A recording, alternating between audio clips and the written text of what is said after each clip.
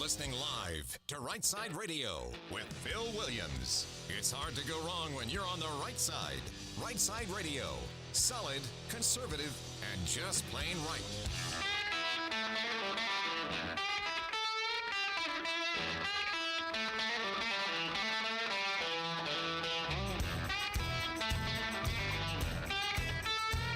Alabama and Tennessee syndicated news talk leader, Rightside Radio. Phil Williams here live in the Rightside studios. Man, we got the local, the state, the national, sometimes the international, and oh yeah, like the dude just said, solid, conservative, and just plain right. Well, welcome to the end of the week. It is Friday. Friday, we like to call it around here. That's a sound effect worthy of being played. Just hit it, man. Friday! Indeed. Welcome to it. We're going to get you all the way to go home time here on a Friday afternoon, and thankful that y'all are with us, pushing buttons on the board. JP, how you doing, man?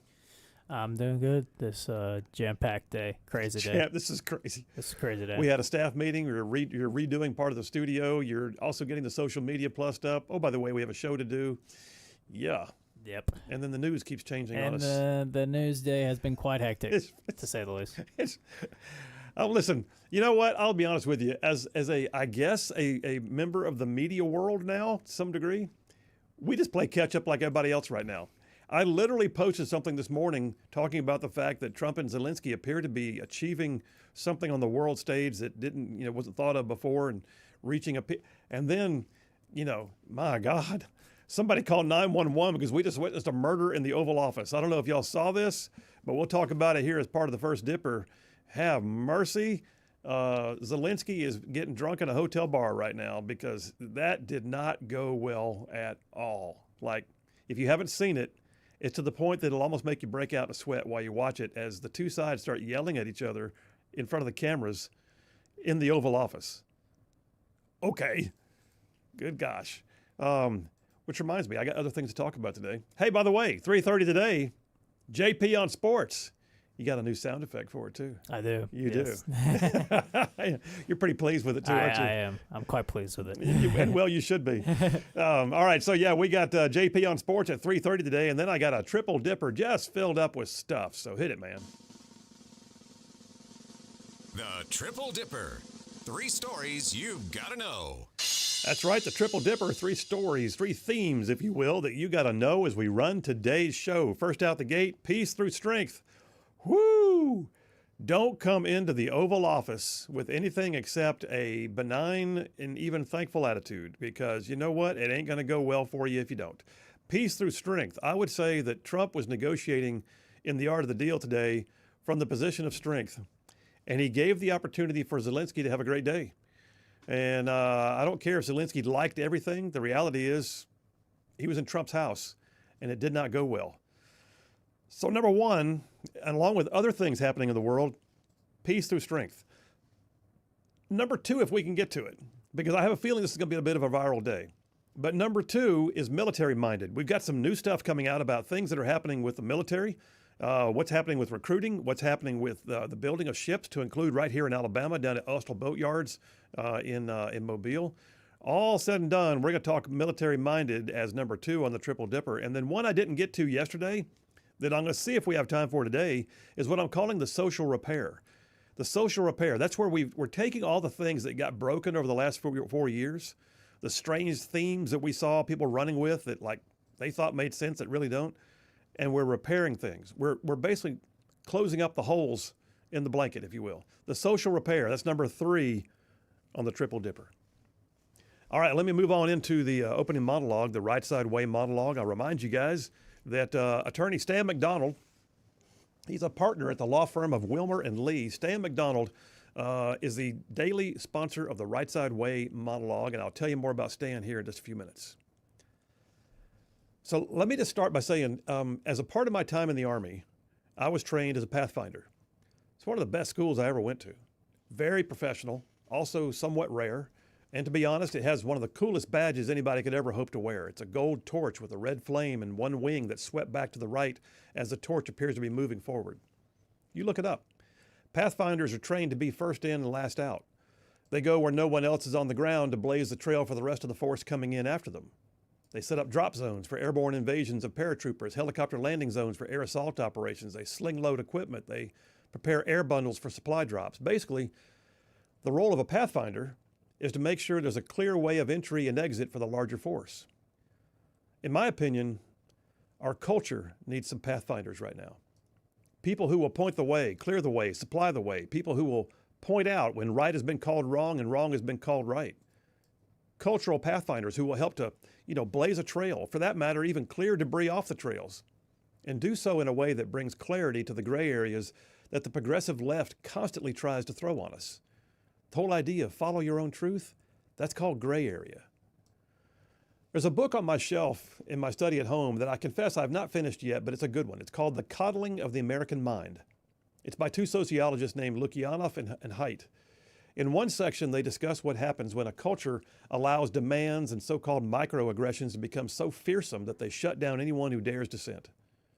And in that section, the authors of the book, The Coddling of the American Mind, the authors say, a culture that allows the concept of safety to creep in so far that it equates emotional discomfort with physical danger is a culture that encourages people to systematically protect one another from the very experiences embedded in daily life that they need in order to become strong and healthy.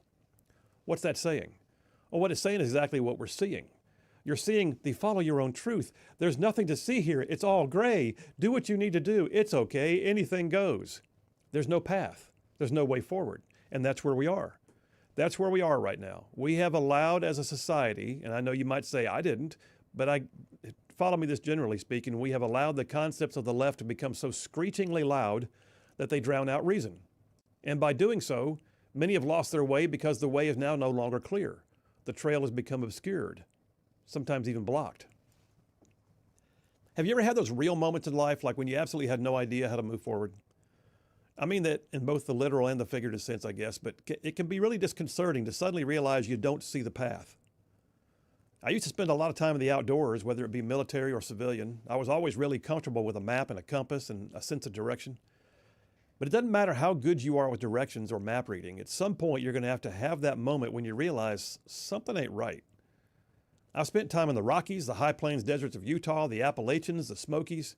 In Colorado, we hiked for a week along the Continental Divide, well above the tree line. It was epic. I mean, there were times, y'all, when you'd come over a ridge line and you'd see the snow caps and the crystal clear blue sky, and you'd stumble up on a high mountain lake and swear you were the first person blessed to ever see that spot.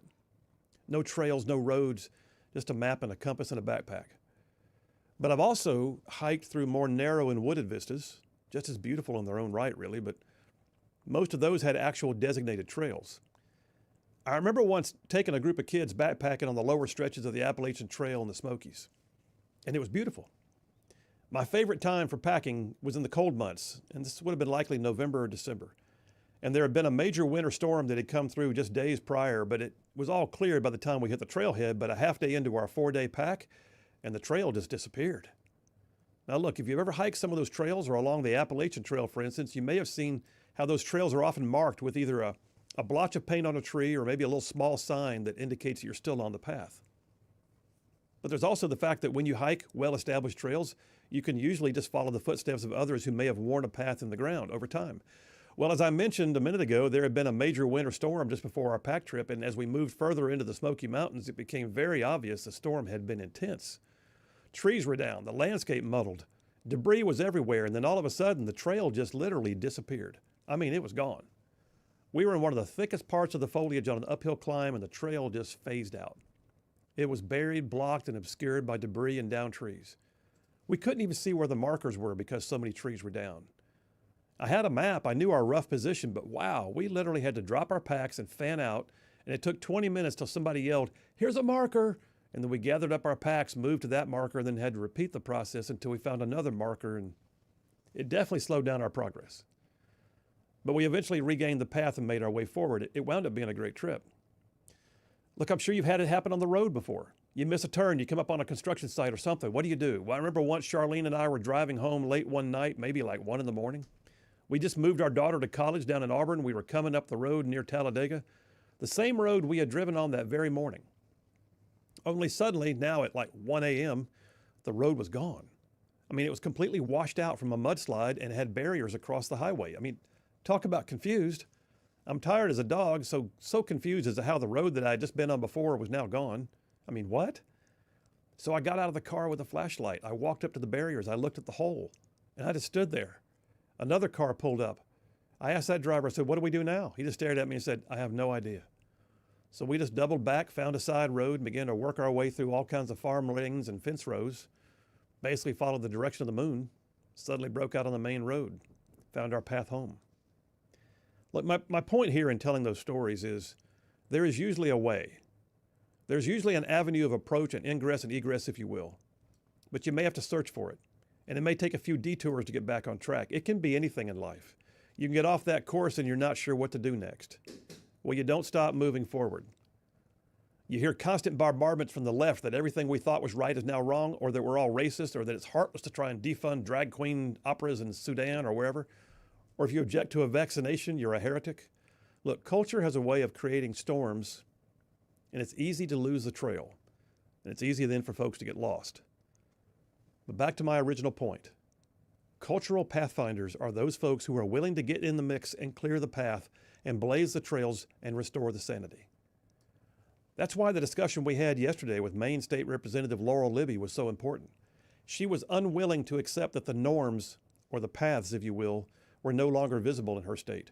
She was willing to take hit after hit, and she's still taking them, because she's a cultural pathfinder. In their efforts to mollycoddle the transgender few, the Maine liberals have chosen to attack the vast majority. But Laurel Libby is a cultural pathfinder, showing the world that there's a trail that has been obscured, but she's going to light the way with that torch, and people are responding like crazy to her message. But don't think for a minute, though, by the way, you have to be a person with a big social media following or be an elected official, none of that. Pathfinders work in big operations and they work in small ones. Me personally, as an Army Pathfinder, I was trained to set up drop zones for mass tactical drops of thousands of paratroopers. But in Afghanistan, I set up tactical airdrops for supplies for just 20 people on a small special operations detachment. You're not confined to doing nothing by virtue of how big your sphere of influence is. You see, the problems are in front of you, and you blaze a trail, and people will follow. You can't see the path anymore. People keep filling your head with their version of what you've got to do or someone said about you. What do they say on social media? And you just can't see the way forward because you're exhausted. Well, here's what I say, and suck it up. Suck it up, because the path is actually still there. And you may have to jog some side roads and look for some markers or down trees, but the path is still there. Having been in that situation, I just want to encourage you and everybody with you. You can wander around in the wilderness and say, we can't see the trail, or you can be a pathfinder. There's always a way forward. Sometimes you just have to look and pray and think on it a minute, and really do believe that in an audience this size, I do believe in an audience this size, that there are cultural pathfinders out there who can show the way to others. You can, with humility and confidence and poise, stand right there in the middle of the confusion, and you can point someone to a better way, a road of faith, a living that's worth living, values that are worth having, because that's what cultural pathfinders do. And that's a wrap for the Right Side Way. Well, there it is. Yeah, cultural pathfinders. And again, inspired in part by Laurel Libby yesterday, but I listen, you do not have to be the person who's making the rounds on Fox News and doing radio shows and getting elected to office. No. You can have literally a sphere of influence that is no bigger than just you and a handful, and you can still not see the path, but you can be the one that points out the new path and get moving. The path is always still there. The question is, are you going to stay lost, or are you going to be a cultural pathfinder? Phil Williams, Right Side Radio. Y'all stay tuned. We'll be right back.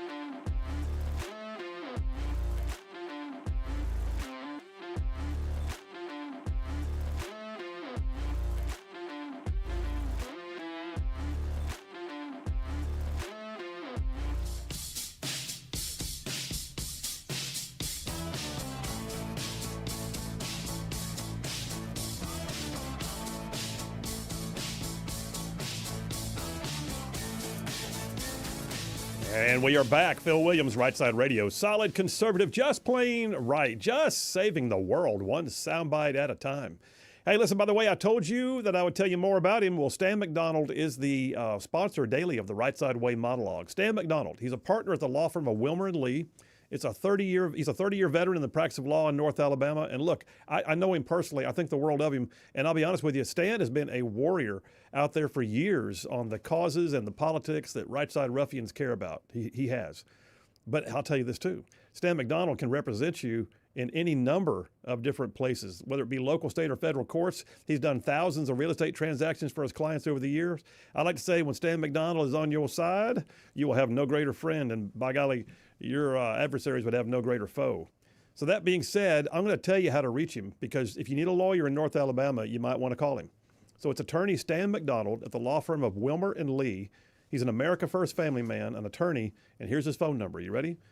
256-479-3020. That's Stan McDonald at the firm of Wilmer & Lee, 256-479-3020. And do me a favor, tell him you heard about it on Rightside. And here's that thing. No representation made. The quality of legal service performed is greater than the quality of legal service performed by the lawyers. That was a good one. That was pretty good. That was pretty good. That was it.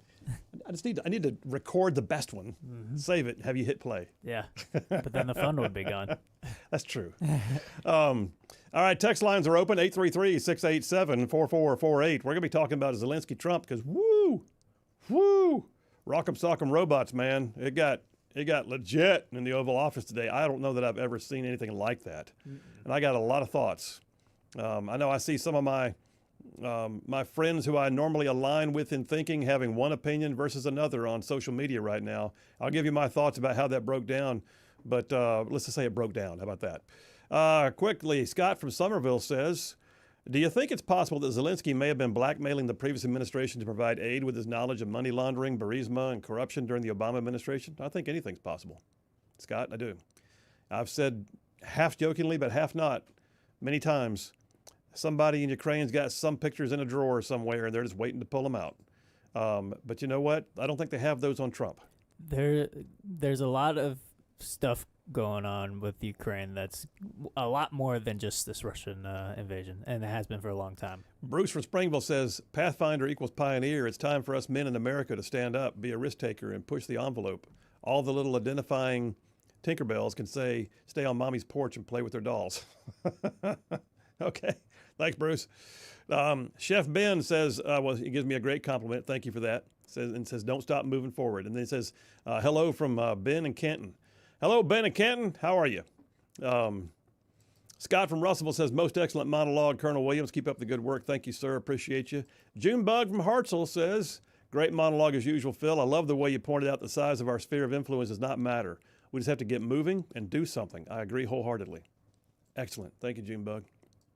Allie from Athens says, excellent monologue, Colonel. It reminds me of the scripture that says, he put a new song in my heart. Many shall see and fear and put their trust in the Lord. Sometimes pathfinders have to put fear in hearts so that people will follow when appropriate and blaze their own trails when it's appropriate. Well done. I got more texts, and then we're going to talk about the murder in the Oval Office. Phil Williams, Rightside Radio. Y'all stay tuned. We'll be right back.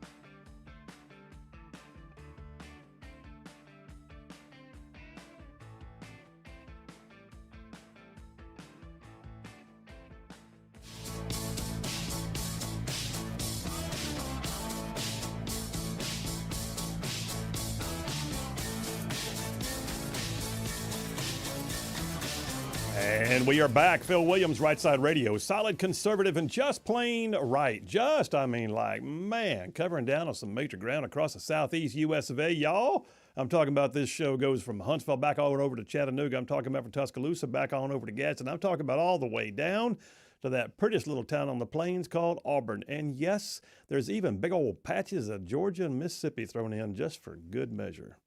By the way, I just said all that without notes. There's no notes. It is now hit. I am now comfortable with our new geographic area. Well, now that you said that, you're going to mess it up next time. If you would have just let it ride, you would have been fine. Thank you for your confidence in me, JP. Thank you so much. I feel affirmed by you right now. That's my job. Got some great text messages. Let me clear up a few of those, too. Ken from Harvest just cracked me up. He says, hey, for that Stan McDonald disclaimer, you ought to record it at normal speed, but then speed it up as fast as you want. You could sound like Calvin the Chipmunk. But then he said this. He said, on another topic, old Zelenskyy may want to contact Mr. Stan McDonald to help him renegotiate his way back into the White House. Nicely done. Gary from Decatur says, Zelenskyy walked into the Oval Office thinking his left-wing buddies in Congress would lay blame in the negotiations on the administration. His comments about the big, beautiful ocean between us is a huge miscalculation. It's an insult to the only country that has bailed out the world twice, leaving our blood and treasure in many cemeteries overseas. Clearly, this actor/dictator posing as a president needs to go. Well, you know what? You say that, and it's true. Now, he may go home, and there's already been a growing sentiment against Trump, so he may go home and if he has the ability, calculate this in such a way as to make himself look strong, like he stood up to him and walked away because the deal was bad. But that's going to be a bit of a stretch because the word's going to get back. And if you've seen it, we just watched a moment ago as the picture of the Oval Office. It was the Ukrainian ambassador, JP? Yeah, the Ukrainian ambassador day. Sitting with her head in her hands. Yep. Like she was having herself an oh crap moment. So I'll tell you all about it here in just a minute. Let me get a few more text messages. John from Huntsville says, Phil, fantastic monologue, and I'm really looking forward to On Sports with JP so I can hear that spectacular new sound effect. It's a good one. You will. It's a good one. And then Jamie from Pulaski says, Jamie, what's he asking me? Oh, you know what? Jamie, thank you so much for that. Okay, so Jamie is reminding me that Charlene's grandfather was on Iwo Jima, and yes, by the way, he was... I'm trying to find the text. Give me 1 second there. I'm going to tell you what, Jamie, next text, I got a text message from a family member that gave me the unit he was with, but he was in 5th Marines. And I'm going to find out for a fact what the unit was and text it back to you momentarily. All right, let me just talk about what just happened. So I'll tell you, I got several thoughts. I'm going to look at it from several angles here. You know, I got this really varied background that God gives me the chance to look at things from different perspectives sometimes. It's just part of the uniqueness of my resume, I guess. And sometimes I call it a schizophrenic resume jokingly, but there it is. But I did a tweet string this morning thinking that as the world was thinking, I mean, everybody thought, hey, this is about to happen. Ukraine's President Zelenskyy is in the White House. Things are good. We got a mineral agreement with Ukraine and the United States. It's like chess versus checkers on the world stage. Whoop, whoop. And then didn't quite pan out that way. So I pointed out that here's the thing, that mineral deal, if you're not familiar, Ukraine has been determined to have some of the largest deposits of rare earth minerals and other major mineral deposits that are worth hundreds and hundreds and hundreds of billions of dollars. Everybody knows that Putin can say all he wants to. Well, it was just about trying to keep Ukraine off my doorstep. Bull crap. Ukraine was already off your doorstep. And that may be part of it. You can go ahead and claim that, and we can not argue with it too much because it's true. I guess you wouldn't want NATO on your doorstep. But the reality is he also wanted what he saw next door. And part of what he saw next door was vast deposits of rare earth minerals. Well, the United States and the Trump administration has said, look, we've been spending hundreds of billions of dollars with you in your defense. We need to know there's something in here that we can call a vital U.S. interest. And so we're going to go ahead and say, if you'll negotiate with us, we'll sign a deal that says we'll help you to basically harvest those rare earth minerals and you get to keep half and we get to keep half. But right now you can't even get to them because you're at war. If you'll do that, it'll be part of the peace treaty. But what that also does, y'all, is it takes off an entire asset that Russia wanted. And now we can say, Ukraine's not going to be in NATO. Don't worry about that. But oh, by the way, you can't have those mines. They are under contract with the United States. And that's a vital U.S. interest. And suddenly it's as if he has NATO on his doorstep without having NATO on his doorstep. All right. I've said before, and I said it yesterday, there's a vast difference between being a peacekeeper and being a peacemaker. And this was peacemaking. This was making something happen. This was bringing people to the table. And then, holy crap, Zelenskyy came for a state visit. So I watched the 10 minutes and 48 seconds of what I call the murder in the Oval Office today. If y'all haven't seen it, it's worth it. It is the WWF political version. All right, this is the octagon, and it did not go well for Zelenskyy. Zelenskyy came in with an attitude. Now, part of me looks at it and goes, Zelensky's been called a dictator in the social media, by Trump. He's okay, but I'm not going to excuse the fact that was not the place. If you want to negotiate behind closed doors and say, Mr. President, my people are dying. I've got to have some assurances. I need to know where we stand. You do that behind closed doors. You don't do that in front of the press. But Zelenskyy, you can watch it. The body language is awful. He came in wearing his, sweatshirt. I'm thinking, you know what? That day's over. I understand why you did it. It was within solidarity for your people. You're a nation at war, but those days are over. You just came to the White House again. It's a new administration. Please try to read the room. This is not the Biden group. This is not the squishy, how big do you want the check to be this time? We don't care what you do with it group. No, this is an entirely different group of people that have already expressed that they're dissatisfied with you and they want accountability. And he came in with his sweatshirt on and he sat there with his arms crossed, and then he started rolling his eyes, and then he began to get uppity. And when I say uppity, I mean, at one point he leaned forward his chair, looked at J.D. Vance and said, I get to talk now? Oh, God. And it went downhill from there. And you go watch it, but the negotiation took a very negative turn, let's just say. It got to the point that they were literally raising their voices at each other. And it went on for a good 10 minutes. Trump having to tell him, you're through talking now. And then J.D. Vance said, you come into our Oval Office and talk to us like this? Now, at that point, he could have easily have said, I think you're misunderstanding my inability to communicate well in my second language. Which, by the way, let me break that down for a minute. Who told him it would be a great idea to try to be a tough guy in the Oval Office in your second language without an interpreter and apparently not having all the answers in your hands yet? No. How about you go home and fire your advisors? Because you got thrown in and you thought you knew what you had and you didn't have it. Trump even told him multiple times, you have no leverage here. You don't have the cards. And then Zelenskyy would go, this is not a card game. And he says, you have no leverage. And anyway, it went bad.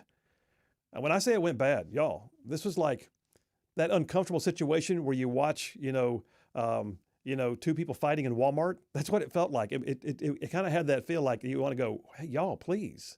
But at the same time, they were actually not in Walmart. They were in our house doing this. What? Well, so you mentioned the attire. I think the moment that struck me as kind of like a subtle moment that kind of illustrated his whole attitude when he came is, I don't know if you saw, one of the reporters asked him, why aren't you wearing a suit, and asked why he's wearing what he's wearing. He said, a lot of Americans feel like you're disrespecting the Oval Office coming and wearing, a sweater and jeans or whatever. And Zelenskyy just kind of went, do you have a problem? And kind of said it in a way of like, I don't care. And, obviously, me and you disagree with a lot of Zelenskyy things and, who he is. But I think we both agree on his attitude when he went into the Oval Office was not the correct attitude to have in that setting. There was nothing helpful about the way he approached it.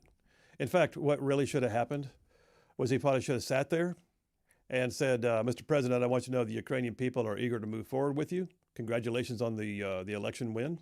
I'm not sure that we would still be here today if it weren't for the United States' support, and we look forward to having your support in the way ahead.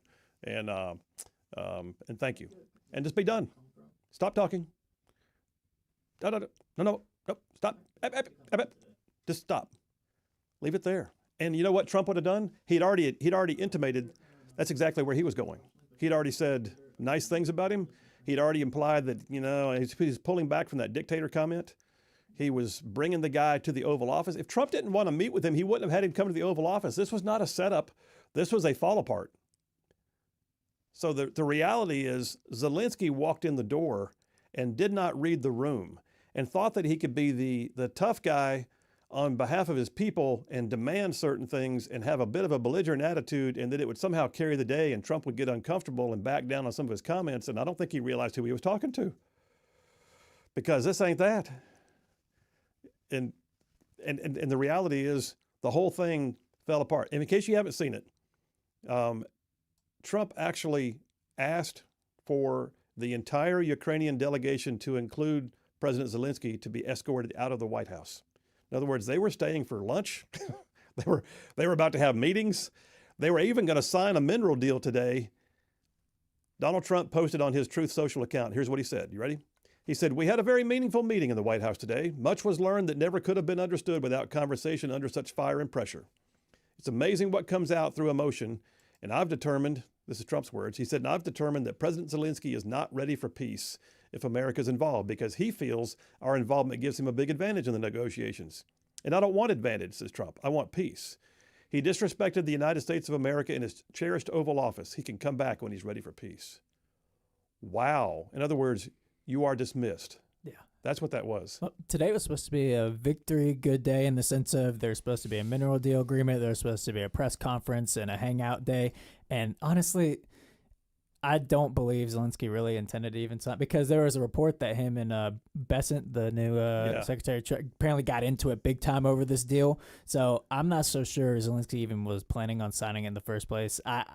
I truthfully believe he came over here to do a tough guy act, unfortunately, and that's what we saw today. And it's unfortunate, and you can talk all you want about how that may have hurt Ukraine in the long run. We saw the Ukraine ambassador face palming while it happened. Oh my gosh! So I'm not fully sold on Zelenskyy was coming over here to sign that deal, because he may not have been. The report that apparently he didn't like the deal in the first place, but then had this But epiphany. Here's the thing.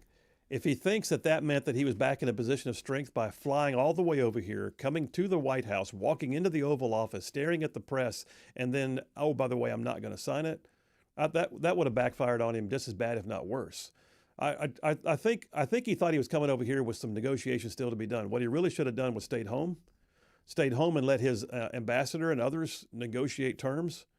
And when they've got it down to where they know what it is and they can live with it, I didn't say like it, I said where they can live with it, then you fly over here and you have a Big Mac in the White House, and you sign the paper and you slap the backs and you say, "I love you" in spite of yourself, and then you go home. Yeah, that back and forth should have been done before he came over, in a secure private setting. Absolutely.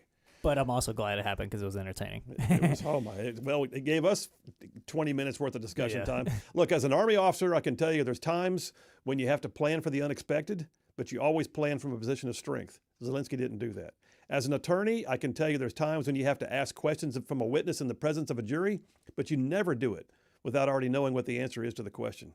And as a former politician, I can also tell you that the art of the deal should have already been concluded behind the scenes before he ever stepped out into the count to count the votes in the public eye. Zelenskyy blew this, and now he has to go home and explain to his people what just happened. I mean, somebody call 911. We just witnessed a murder in the Oval Office. All right, we're taking a break. Phil Williams, Rightside Radio. Y'all stay tuned. We'll be right back.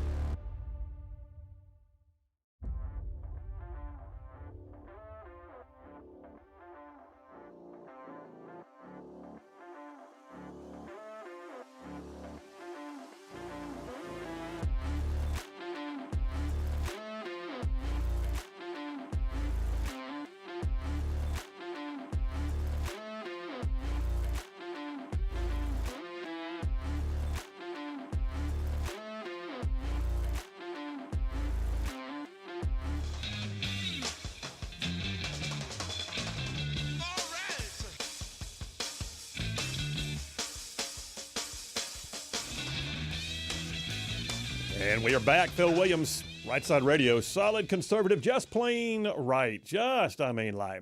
Making common sense like a superpower. Yeah, so this thing with Zelenskyy and Trump, it's interesting too. Some of the pundits that I trust and the ones that I always take with a grain of salt are all saying the same thing, which is interesting.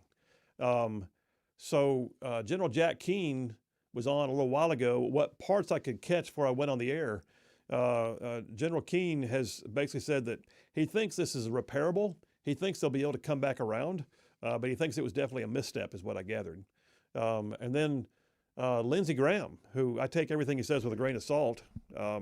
He's not wrong all the time because there's times when I actually really, really agree with him. But in this case, he says he met with Zelenskyy this morning and already sensed a belligerence and advised him go in there with a good attitude and be thankful and let's get this thing done. And he says, and basically they didn't do that. And so Lindsey Graham is supporting Trump in this position, apparently. Yeah, and Lindsey Graham's been a huge Ukraine guy. I was just about to say Lindsey Graham. I disagree with a lot of his takes on this situation. So the fact that he is, if even he is saying Zelenskyy stepped in it today, I think that says a lot. Yeah, I got to get back to Jeremy from Madison on the 5th Marines things, but I'll get some more text. We got a brand new texter in the line. John, we got another John C. We have a lot of John C's. Is that John C. from Madison? Okay. John C. from Madison says Zelenskyy went back to the bargaining table. He has to swallow his pride first. Yeah, I agree. That's not John C. wasn't new. Is Mike from Florence is new. I see you've already plugged him in. Mike from Florence says, you're so right about the conversation behind closed doors. There's something about questioning someone's authority in front of the world, whether it's a president, a parent, or a boss, etc. It will not go well. It's an embarrassment to the one in authority. In private, it would have been so much better, and the point would have come across much better. Perfectly said, Mike. Thanks for joining the text lines. We're glad you're with us. By the way, I think it's funny. Everybody's got their own way of spelling Zelenskyy. Yeah, well, there's a couple other pieces to this too that I look at and think poorly done. One of which is Zelenskyy is in his second language, right? And he's obviously speaking English. He speaks English better than I speak Ukrainian, but he's obviously speaking in his second language. And when you get animated, when you get flustered, when you get heated, unless you're perfectly fluent, there's the risk of the wrong words coming out. There's the risk of not being able to get your words out fast enough. And so what he really could have done is given himself some pause by having an interpreter there who he could turn to and say something in Ukrainian and then also say in Ukrainian, help me with the words here. And then the person could have helped him back. And then that would have also slowed the roll. And then make sure that not what we're not seeing here is a guy who's having a difficult time expressing himself in a heated situation in his second language. I'm not trying to rescue him. What I'm saying is that's real. And in these kind of negotiations, there were times in Afghanistan when I had an interpreter in the room and I would tell him, you say it like I say it. If I say it mad, you say it mad. If I say it softly, you say it softly. But you say what I say, but then you tell me if I'm saying something wrong. And occasionally I would say a few things in Dari, and then my interpreter would take over.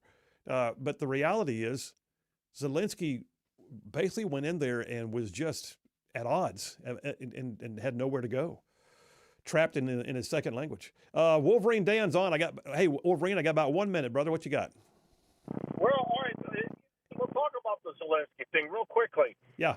And get your opinion on it. I'm kind of confused with this. Looks like he's having a bad day before it even started. Yeah. And I'm a little immature the way I think it is. This is a very life and death situation, and he needs our support. So please elaborate on that and let me know what you think. Yeah, I sure will. Thanks, man. Appreciate you. Got to head to a break. All right, folks, this is not going away. This whole section is called Peace Through Strength, and today's news took over. So we'll cover more on it when we get back. Phil Williams, Rightside Radio. Y'all stay tuned. We will be right back.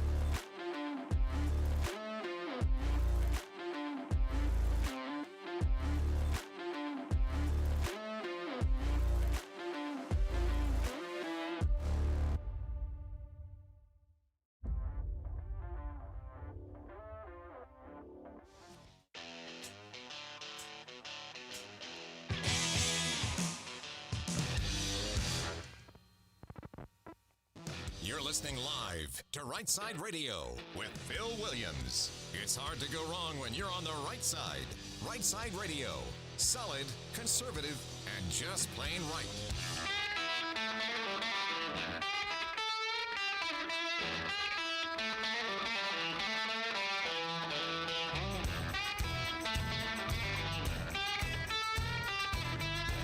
Alabama and Tennessee syndicated news talk leader, Rightside Radio. Phil Williams here live in the Rightside studios. Man, we got the local, the state, the national, covering down on all the issues. And oh yeah, like the dude just said, solid, conservative, and just plain right.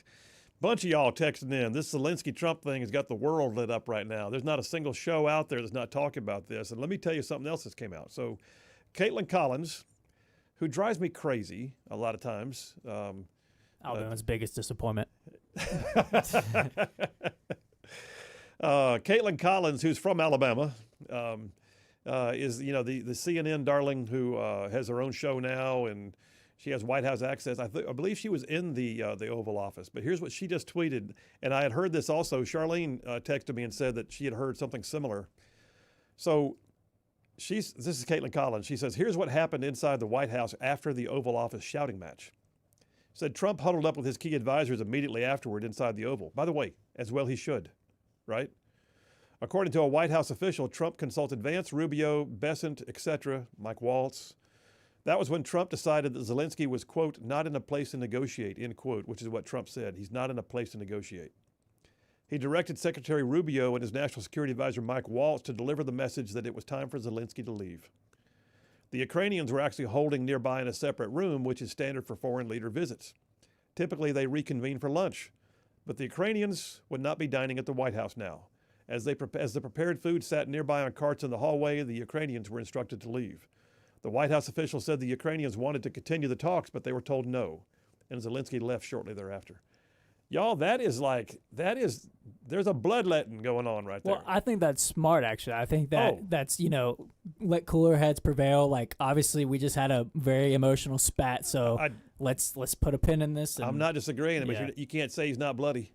Yeah. He just left the ring with some blood. I think that was smart let's put a pin in this and let's come back when we're not so emotional. The question is, can they? And that's going to be the thing. Can they?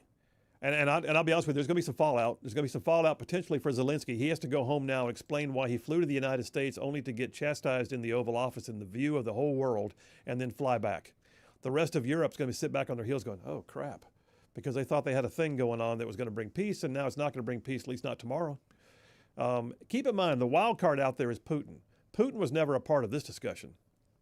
This was designed to put a firewall between Putin and Ukraine.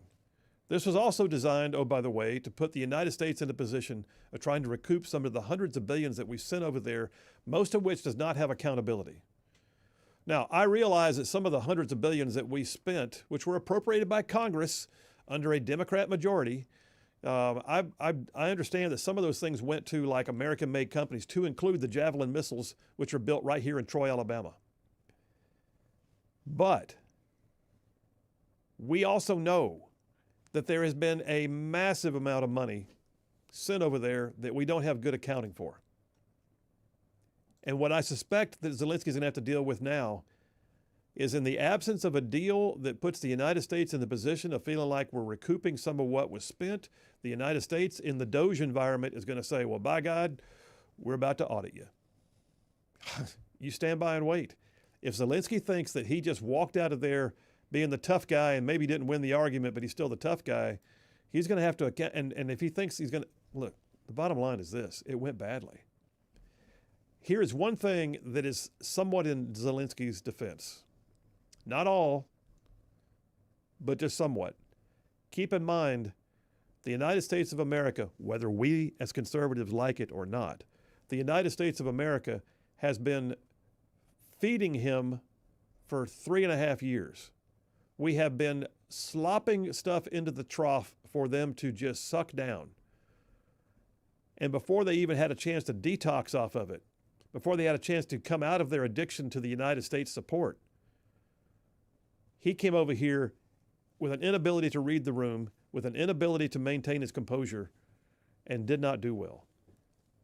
he's not recognizing right now that this is an entirely new day, and he does not have a lame brain, timid, fearful inability to negotiate president like he had with Joe Biden.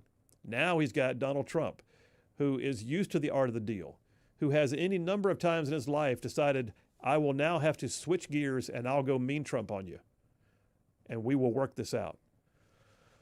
So, my God. It's well, whichever side of the fence you're on, it is crazy to see a spat like that be public when that stuff is normally behind closed doors. Whether you agree with it or not, you can't deny that, holy smokes, Trump is not, he's backing up what he's saying. And if people thought that what he was doing, the stuff he was saying was just, stuff that he was just putting out on Twitter or True Social and wasn't going to back it up, I mean, he put legs behind it, and to Zelensky's face said how he felt. So whether you agree with it or not, you have to respect the fact that Trump means what he puts out, and he's going to put teeth behind it. And keep in mind, Trump invited him over. Mm-hmm. Trump also met him at the door when his ride showed up, and escorted him in, and had plans for a full day of negotiations and meeting, and had set the whole schedule around him. And then Trump's the one who said, it's time for you to leave. Mm-hmm. John from Brownsboro says, whatever concessions Zelenskyy was hoping for just went out the window of the Oval Office. What was he thinking? I know. John from Elkmont says, I missed the meeting, but is there a chance this was a show for Putin's eyes? No. Although I think that if Putin had been there and it had gone badly,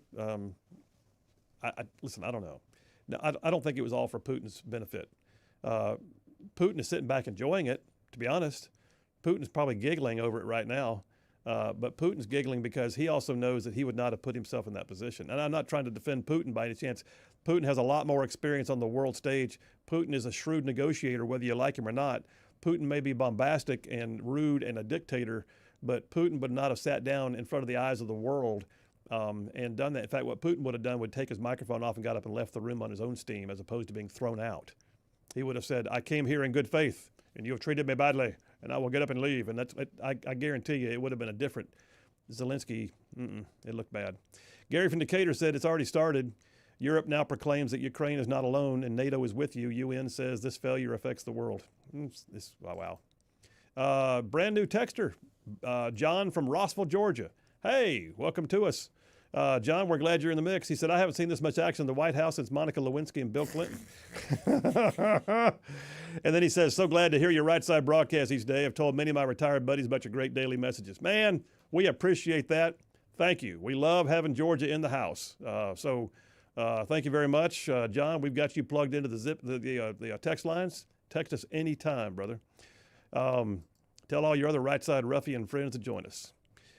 Couple more of these, and then I'll probably switch gears here. But Mike from Florence says, since yesterday's song lyric suggestion was for parody, today's after seeing Vance jump back at Zelenskyy is we're not going to take it anymore.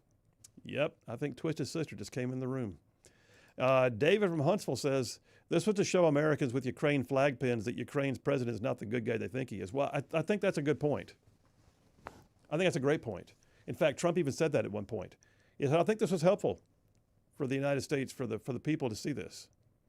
But look, can I just say, yeah, I love that Vance is willing to get in the mix as a vice president. How many times did we see Trump doing something and Mike Pence sat there and just stared? We saw Vance actually, and I know you might disagree with that. I love it to see that Vance is willing to step up and actually get in the mix with it instead of just having a vice president that's just there for show. No, but be careful with that. Vance can have his own opinion. He still has to support the president. So I don't think he didn't this time. But if Vance starts popping off at the mouth, there's going to become a time when Trump's going to go, well, no, and that's going to look bad. Well, and that's what I'm saying is at least have a president that's willing to go alongside the president and not just sit there, or a vice president that go along with the president and actually, stick up. I don't know. I love to see it. Well, I think we have a vice president who is competent and capable. Mm-hmm. And what I have noticed is that Trump does allow his team right now to have the space to speak. But if you notice, the Secretary of State didn't say anything.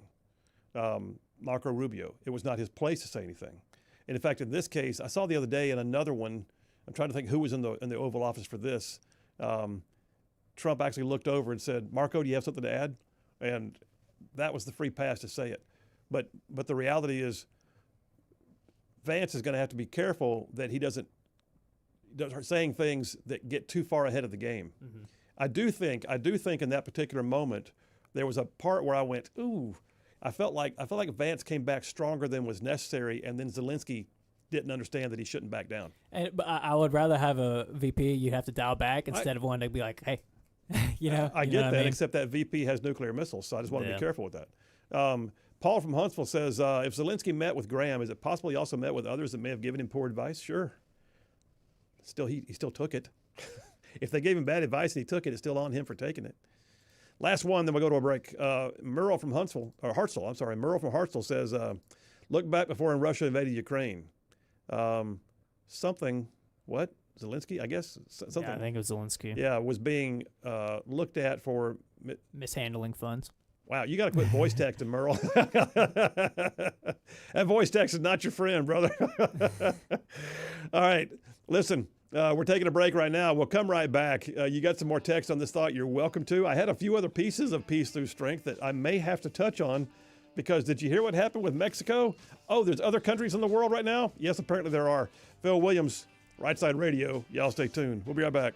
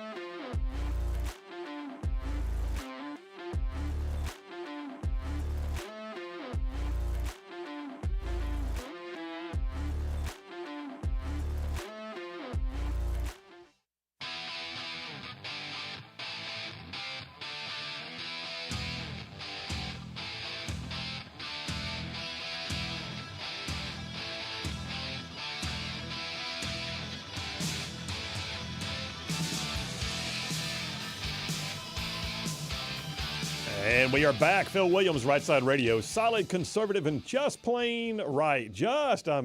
Man, saving the world one soundbite at a time. Merle from Hartselle, he just texted back. I said, man, your voice text is wearing you out. He says, he said, yeah, autocorrect got me. Which reminds me.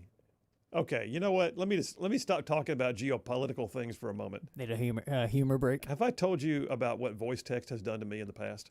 I don't think so, no. Okay. I'm not sure I should tell this on the air. So I voice text all the time, right? Something about having to sit there and type with my thumbs just drives me crazy. If it's a long one, I'll start voice texting and then I'll go back and correct it if I need to. I've learned to correct it because bad things can happen if you don't. Yeah. So one time I was hiring somebody for the law firm. I feel like I've told this, but I was hiring somebody for the law firm, and I had gone through the whole interview process with them. Everything was great. They had accepted the job, and I was riding with Charlene and some friends down the road. We were going to dinner or something together, and I was texting with the person and saying, look forward to having you come in on Monday for your first day. Thanks for joining the team. Talk to you soon, comma, Phil. That's the way I said it, comma, Phil. And I hit send. And right as I hit send, I'm realizing, oh no, it's signed off as see you soon, comma, feel the heat. Like, I don't know where that even came from. Feel the heat. And, by the way, she still works for me and she still laughs. And every once in a while will call me Feel the Heat. I had to text back going, I really don't call myself Feel the Heat. Signing off and Feel the Heat. But you think I would have learned my lesson because it wasn't too long after that. I'm texting a guy about something with Rightside. He had some ideas. We were working on a business thing for a Rightside. And I liked what he was saying. And so I'm walking with Charlene through a hotel lobby, and I'm talking into my phone, and I said, I like the way you think. And I'm about to hit send, and I realized it said, I like your thong. Oh, my gosh. I'm like, whoa. So I grabbed it real quick, and I thought, my gosh, I'd have never done business with him again. He would have asked me to turn my man card in. He would have blocked you. I'm sorry. That's just the way bad things happen. Yeah, I don't voice text. Well, voice text, I mean, listen, I get, okay, well, whatever. Maybe it's my age. I don't know. The old guy with his flip phone. Okay, all right. Oh, now let me recover myself. Hey, by the way, I gotta tell you a couple of things just so you'll know. The latest edition of Birdman's podcast. You know, we have multiple podcasts here at Rightside Media, but if you go to our YouTube channel or on our website, rightsidemedia.org, you'll find all of it. So my most recent podcast came out, The Right Philosophy, on Wednesday. And I talk a lot about the Warrior Factory. I'm talking about the fact that the U.S. military is back engaged and the Warrior Factory is back in business. So that's my monologue from Wednesday, or excuse me, my podcast from Wednesday.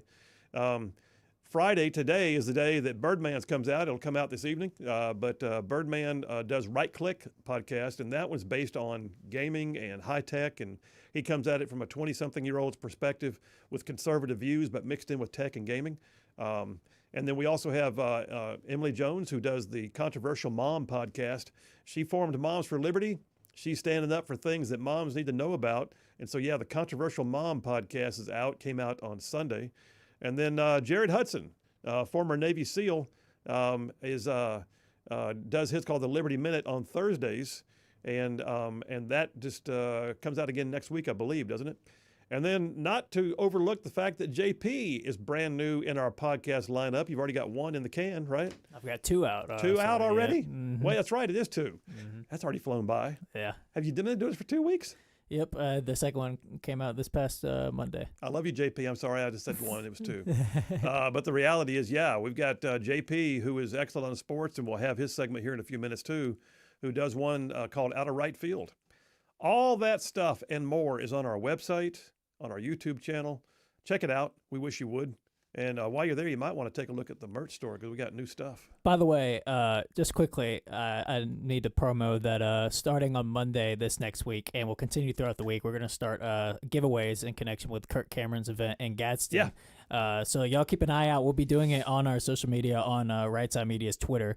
So stay tuned for that. We're going to have giveaway options for Kirk Cameron and tickets and stuff, but also included in that will be some Rightside merch giveaway options. So and we got hats, T-shirts, coffee mugs, And we also got some Kirk Cameron like autographed or signed books of his.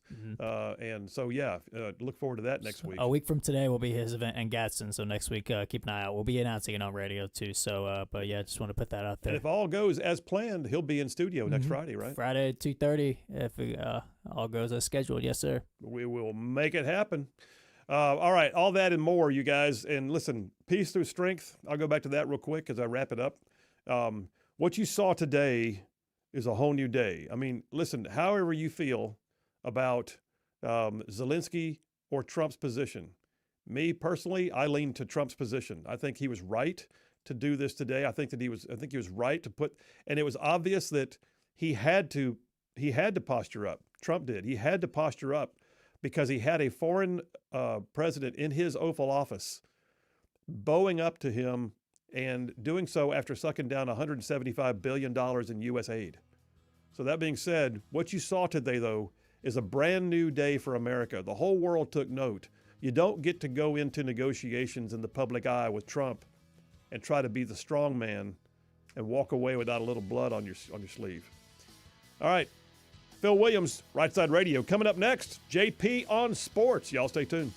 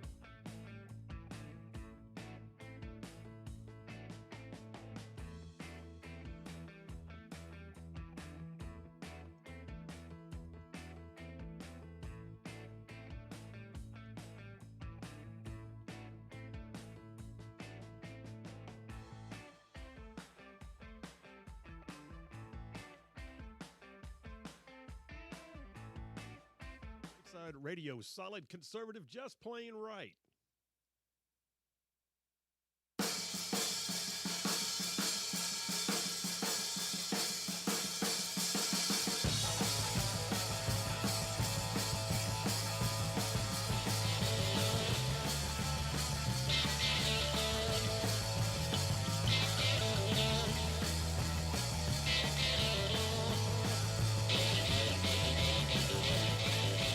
And we are back. Phil Williams, Rightside Radio, solid conservative and just plain right. Just covering down on some major ground across the southeast U.S. of A. Y'all, I'm talking about this show.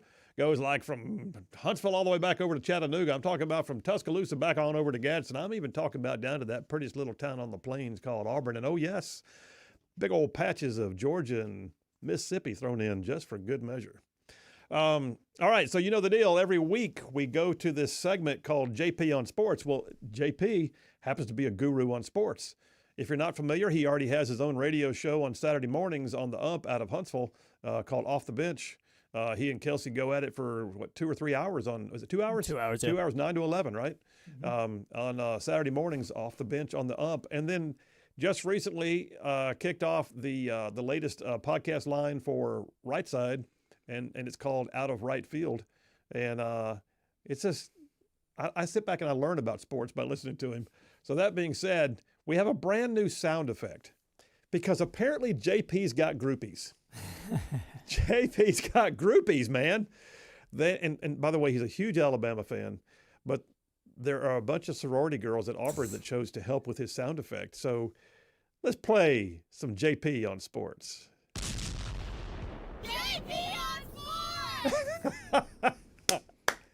I am digging it. That's pretty awesome. That is pretty awesome. You know what? Play it again. JP on Sports! Nice. All right, JP. So we do this thing in two segments. The first is called the 3 and Out. The next is called the 2-minute warnings. 3 and Out is 3 things he thinks are the top 3 stories in sports right now. JP, yours, hit it. So we got a pretty good game of Auburn versus Kentucky this weekend, even though Kentucky's still injury-ridden and struggling because they don't have some of their key guys. This game is at Rupp Arena, and apparently Auburn hasn't won in Rupp Arena since 2014, I saw, which I was kind of surprised by. I expect that to end this weekend. I think Auburn will even though Kentucky's still a good team without their key guys, they played Alabama decently close in the game in Coleman. So Kentucky's not a team to overlook. Nonetheless, even without 2 or 3 of their starters, Auburn is just a team you got to be at full strength, and a lot of stuff has got to go your way to beat them. So maybe with it being at Rupp Arena, it may be a little bit closer than I'm thinking, but I'm still predicting a pretty convincing win from Bruce Pearl and the Auburn Tigers this weekend. So we'll see if Kentucky can make things interesting, but I expect that, 11-year drought to end of Auburn winless in Rupp.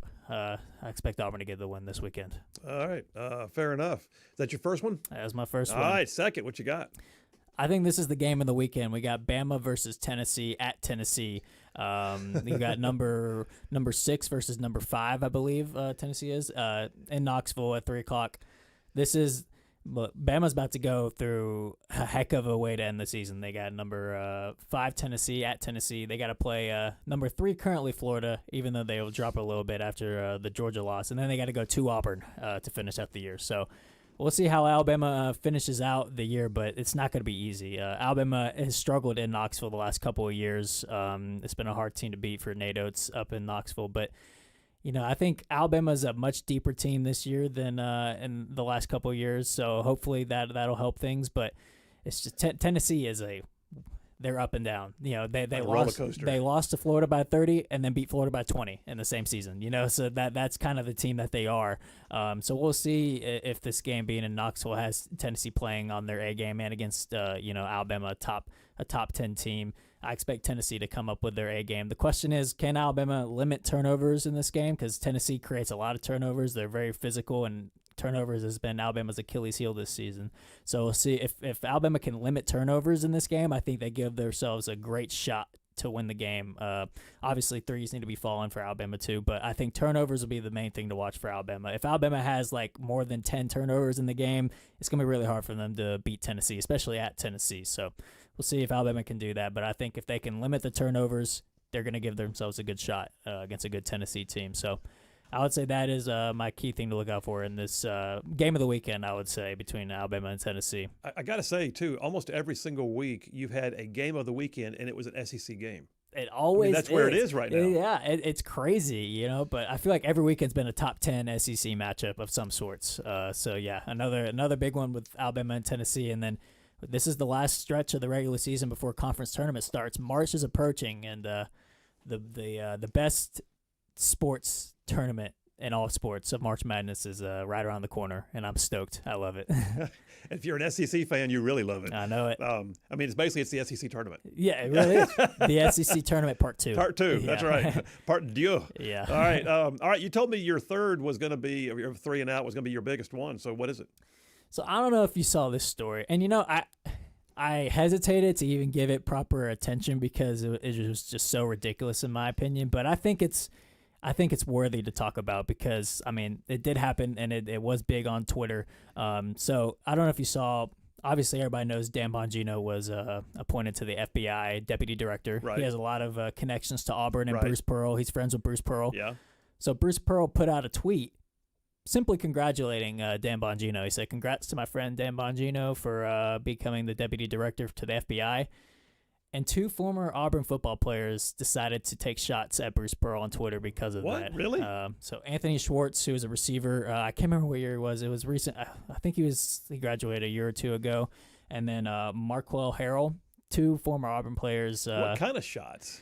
So Anthony Schwartz retweeted the tweet and said something along the lines of, Bruce, something along the lines of Republicans think that your players are the bad guys, is what he said, insinuating that Bruce Pearl is racist. And Marquell Harrell actually retweeted and said something claiming that Bruce Pearl is racist because he supports Dan Bongino and supports Republicans.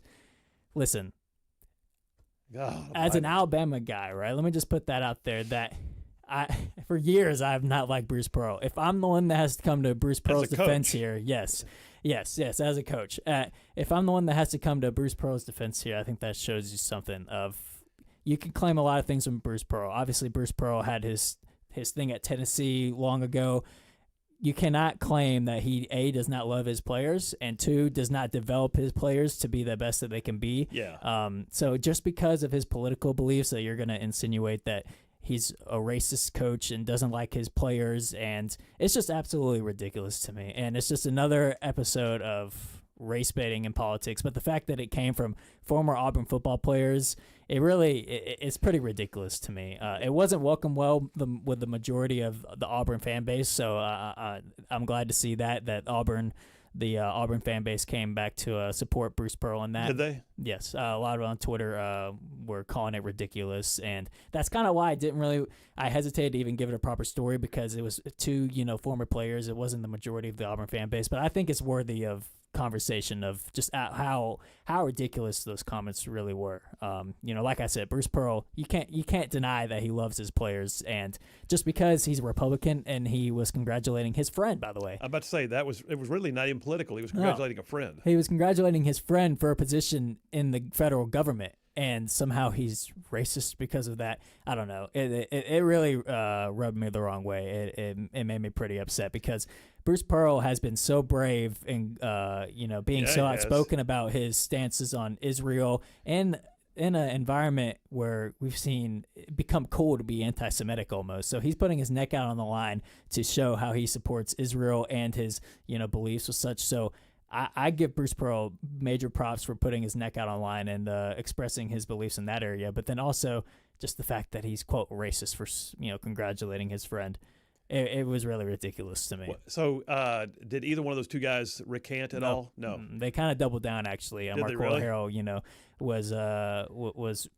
was replying to comments. He was getting in the mix and defending what he said. So I don't know. It's like I said, it was only 2 former Auburn players, but like I said, just the fact that those comments, came out from that, I felt like it was worthy of public bashing because it was ridiculous. It's just living proof that even down in God's country, you can find a bad guy. Mm-hmm. Just saying. And like I said, it's just you missed the whole God's country piece. Yeah, I did. Like I said, I'm tired of the race baiting in politics with this. Just because somebody disagrees with you doesn't make it racist. And the fact that, he's been a coach for how long, and players love him. I think there's a reason for that. Yeah. Bruce Pearl is a guy who empowers his players, cares about his players, and wants to make them better. You cannot argue against that, whether you like him as a coach or not. You cannot argue and disagree with the fact that he cares about his players so much. He shows it every week. He's sweating through his shirt while coaching. Obviously, he wants his players to do well and win week in, week out. Let's be honest. I'm pretty sure he could sweat eating breakfast. That's true. I didn't want to say, but I guess it's true. But the other side of this is he's also a very successful coach. Look where he's taken the Auburn program in the years he's been there. And here we are riding, top number one in the nation, looking at the NCAA coming up, and nothing but good things. Even if they look, the bottom line is you're spot on. Mm-hmm. You're spot on. And I'm not an Auburn guy, like I said, but the fact that it was two former Auburn players that were going after their own, in that sense, it was. But JP, there is a cure for that. What's that? The girls who called you out, they're down at Auburn. Are they the cure? You meet you an Auburn girl, you'll be an Auburn fan. No, I don't think so. All right, that's 3 and out. Good job, man. First segment of JP on Sports is already in the can. Wow, that was fast. All right, that's the 3 and out. We come back from this break, and we go to JP on Sports, the 2-minute warnings. 2 minutes, any topic he wants. He just runs it. I've got a timer and a buzzer. Y'all stay tuned. We will be right back.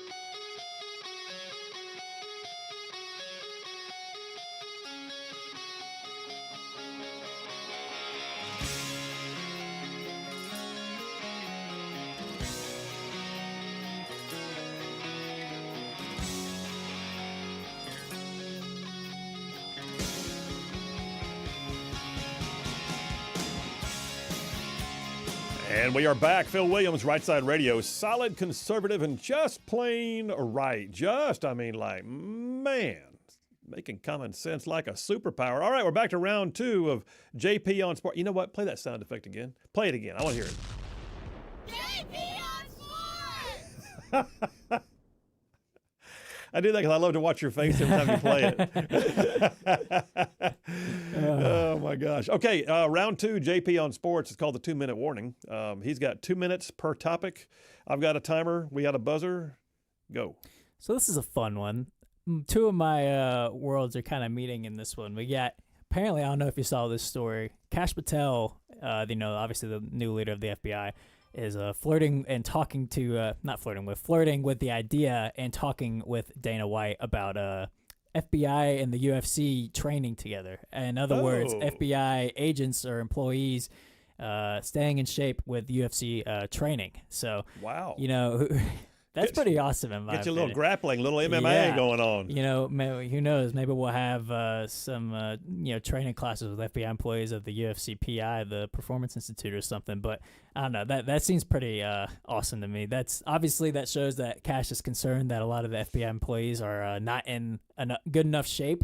But I don't know. That seems like a fun option in my opinion. Maybe that will get them to actually, if anyone, are hesitant and not want to go to their training or something, maybe, the fact they're going to do some MMA training will encourage them and boost morale at all. I don't know, but that seems like it almost would be needed for FBI employees to have some sort of grappling or something, experience. Well, here's where I absolutely see this coming into the academy, the FBI academy. Mm-hmm. You've got combatives training. We call it combatives training in the Army. Combatives training where they would put it in there. But I could also see them doing, like we have ongoing combatives training in the Army, which is sometimes elective, sometimes real. It depends on what unit you're in. But I think that's huge. Yeah, and Dana White would absolutely be down to do that. He would. He would probably send some UFC fighters to go alongside them and train them or something. I don't know, but yeah, I don't know. That's it's a creative and fun way to go about it. So we'll see if anything comes of it, but I love it. You got 2 thumbs up for me on that one. All right, well, go ahead and hit the timer because that's it. All right, so reset the clock. 2 minutes, go. So NCAA baseball season is in full swing, and we're inching closer to conference play. But we see both Auburn and Alabama having a great start to their seasons. Where Auburn is 8-1, and Alabama is 9-0. USA Today, the coaches poll, has them at 20.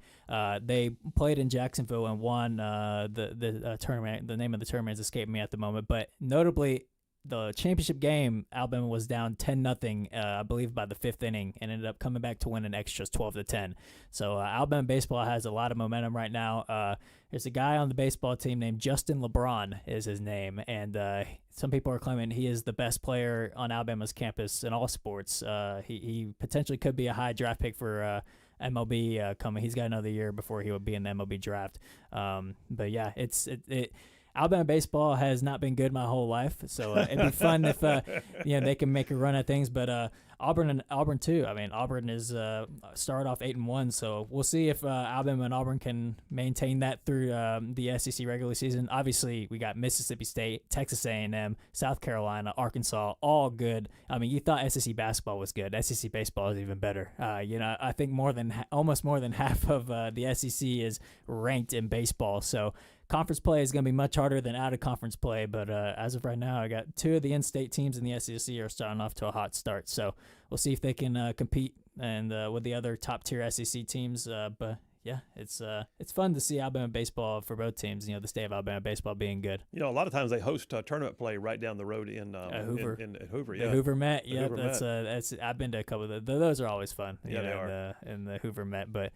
Yeah, we'll see. Alabama baseball, I know just, because I watch a lot of that, they always start off like this, and then SEC play comes and they just, plummet to Mississippi State and stuff. There's a timer. All right. Good job. 2 minutes. Ready? Do we have time? Yeah, we do. Go. Mm-hmm.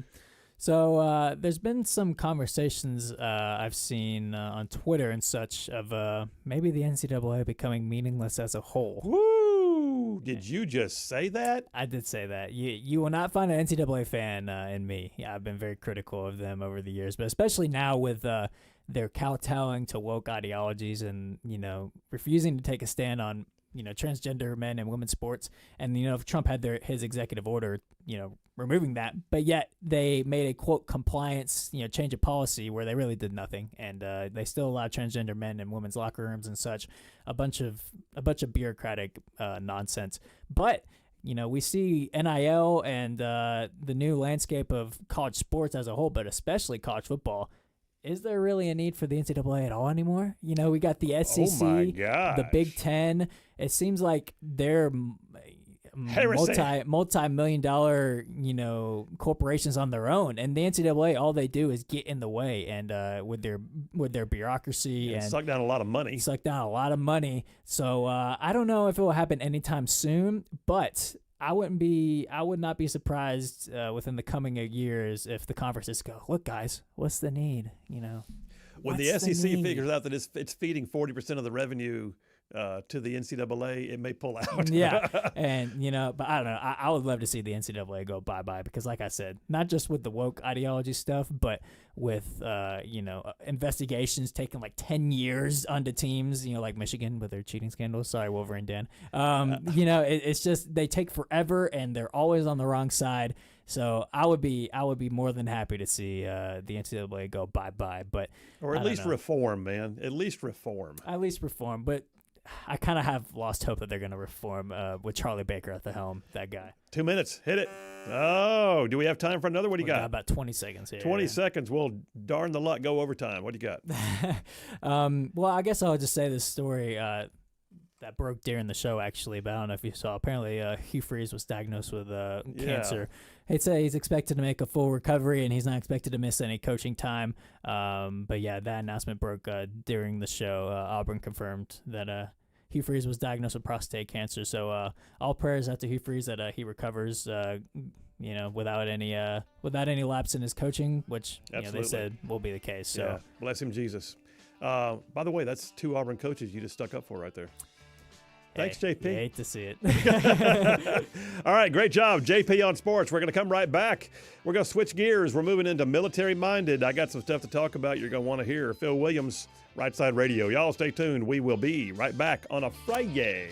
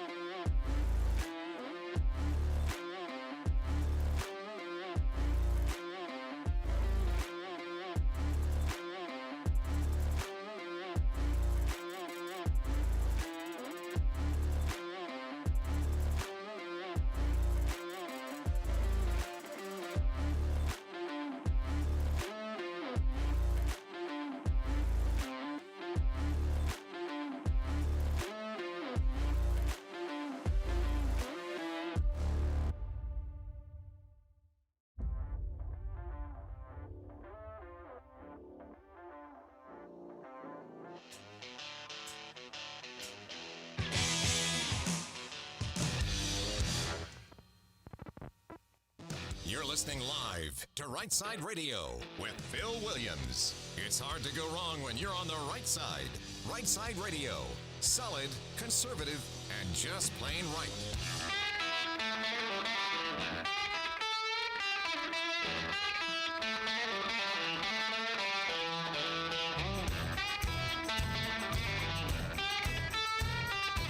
Alabama and Tennessee syndicated news talk leader, Rightside Radio. Phil Williams here live in the Rightside studios, man. We got the local, the state, the national, sometimes the international, and oh yeah, like the dude just said, solid, conservative, and just plain right. Well, welcome to hour number 3 on a Friday. We're getting you all the way to go home time, you guys, so stay tuned. We're gonna walk through it. I'm gonna jump into another dipper here in a minute, but first let me do this. I'm gonna clear up some a backlog of text messages and get some of those. By the way, I guess you already saw it. I saw you responded to John from Huntsville.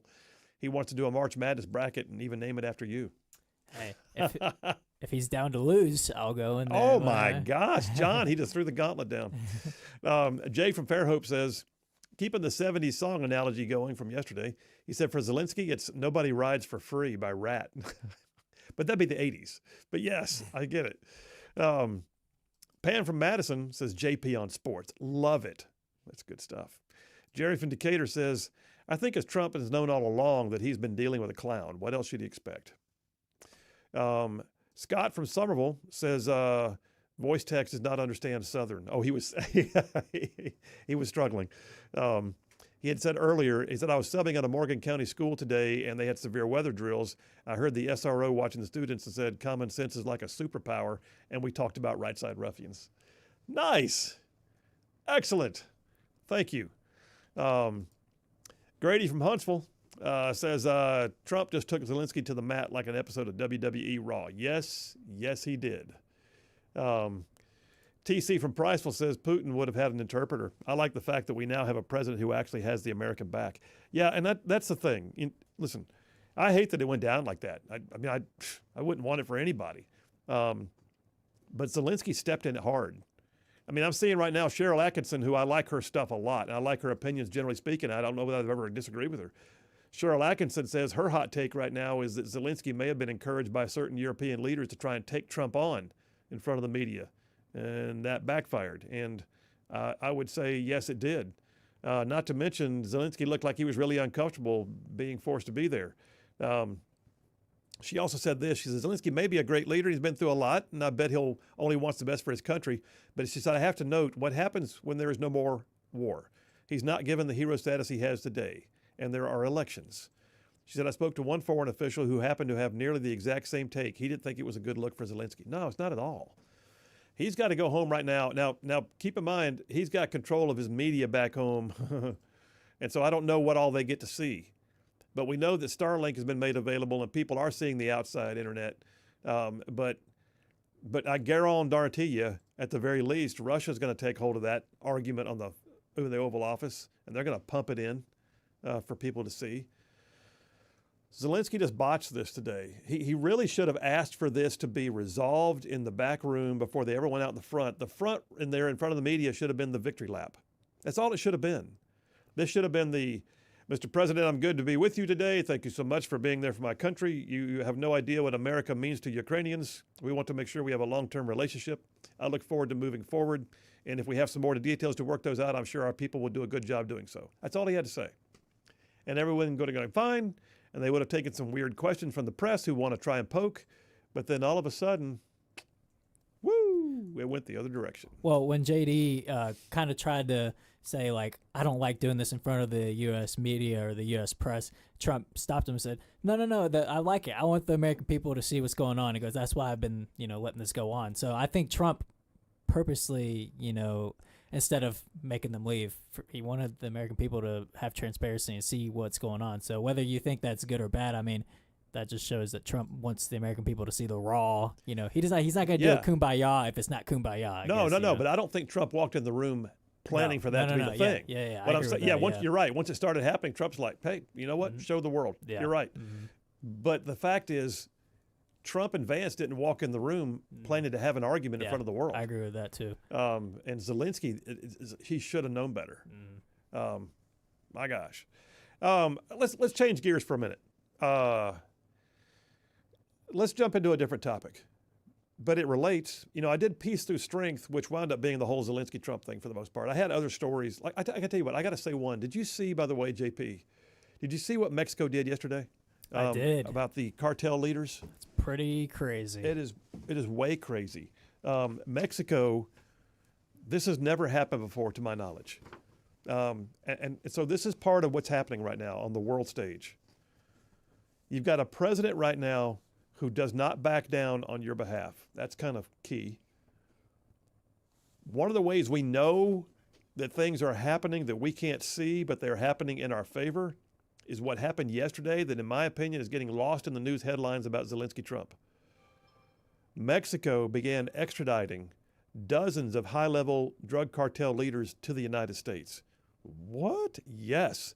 These are guys that are in prison in Mexico, and they extradited them to us. And we're talking about Rafael Caro Quintero, who has been the founder of the Los Zetas organization. You've got any number of other cartel leaders.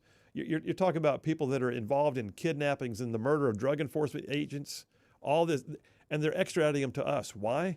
Because apparently somewhere we said we want them. You know why? They're going to make an example of them, and the rest of the cartels are going to get to see it. And I bet you they're going to Gitmo. What do you bet? I would not be a bit surprised. I would bet on it. I would say they're about to go live at sunny Gitmo and enjoy a very austere lifestyle where they don't have control of the guards in the Mexican prison who bring them special meals and make sure that they live out their time comfortably. But that's also, a huge deal. Huge. This wouldn't have happened without Trump's tariff talk. So, That's true. All the talk of, the tariffs, he's, creating our allies and making them enemies. Well, look at the result of it. Yeah, in fact, I'm glad you said that because I've got an article right here. Where is it? Yeah, here it is. From justthenews.com. Trump says he's still going to put tariffs on Canada and Mexico beginning on March 4th, next week. So, yeah, Donald Trump says he plans to impose tariffs on Canada and Mexico starting next week. This story came out yesterday. And then all of a sudden last night we get an extradition of cartel members. Funny how that works. Wow, how about that? So yeah, that's who knows? It could go as early as next week that we're seeing tariffs put on.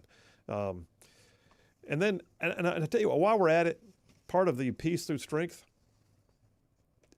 I got a number for you, but I'm going to ask you to guess it first.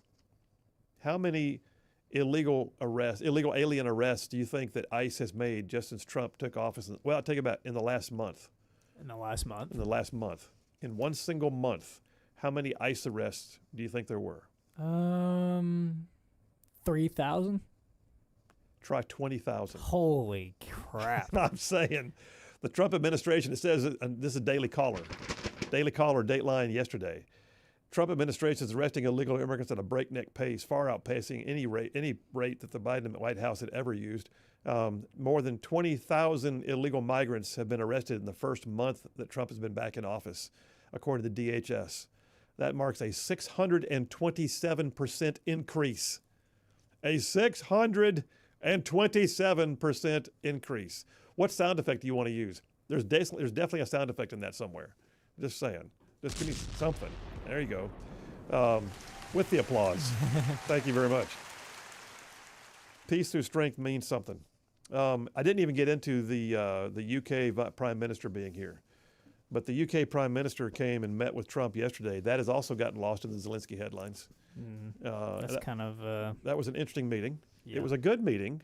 It was a meeting that could have been tense, and it had moments when it was, because J.D. Vance again called him out, if you remember, for the fact that they're not allowing freedom of speech in the United Kingdom, and Keir Starmer pushed back on that, but it didn't turn into a brawl. And then at the same time, Keir Starmer, the UK Prime Minister, extended a formal written invitation to President Trump from King Charles for another state visit, which he pointed out is rather unprecedented for a second state visit to Buckingham Palace. Yeah. So peace through strength, man. This is what happens when people want to make sure they stay on the good side.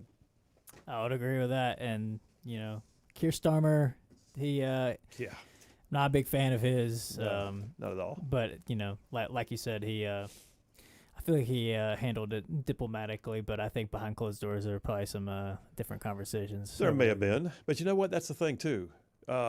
Polished statesmanship is to get it done before you go out in front of the press, and Zelenskyy lost that today. Yep.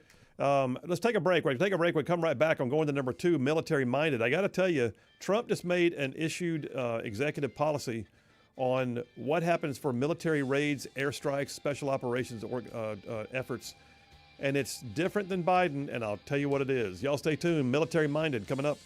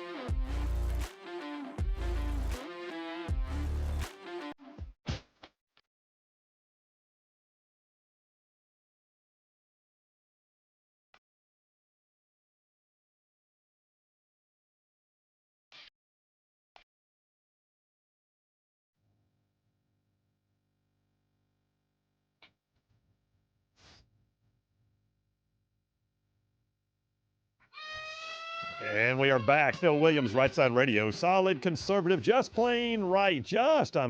Man, making common sense like a superpower. All right, I said I was going to military-minded, but I just found something.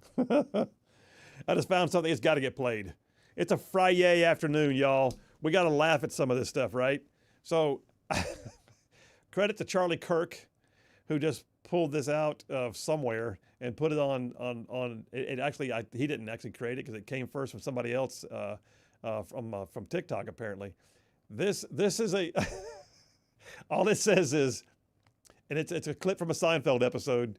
George apparently had a really bad day at work and said things in the staff meeting he wished he hadn't said, and now he's lamenting.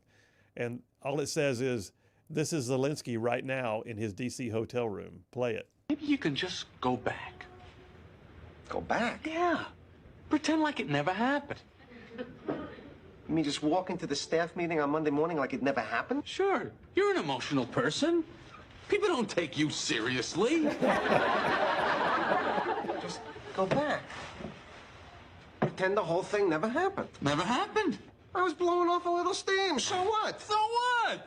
You're entitled. I'm emotional. That's right. You're emotional. Never happened. Never happened.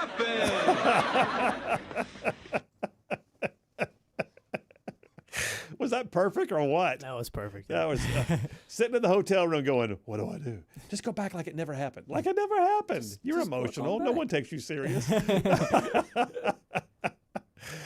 All right, let me jump into another topic for a minute because there's other things happening in the world. Listen, I know this audience, and I know y'all are a bunch of veterans out there, a bunch of folks who know veterans out there, and a bunch of folks who are still in green suits right now at places like Redstone Arsenal and Maxwell Air Force Base and Anniston Army Depot and any number of other military installations, especially National Guard and Reserve. You guys are at work. I know you're listening to the show.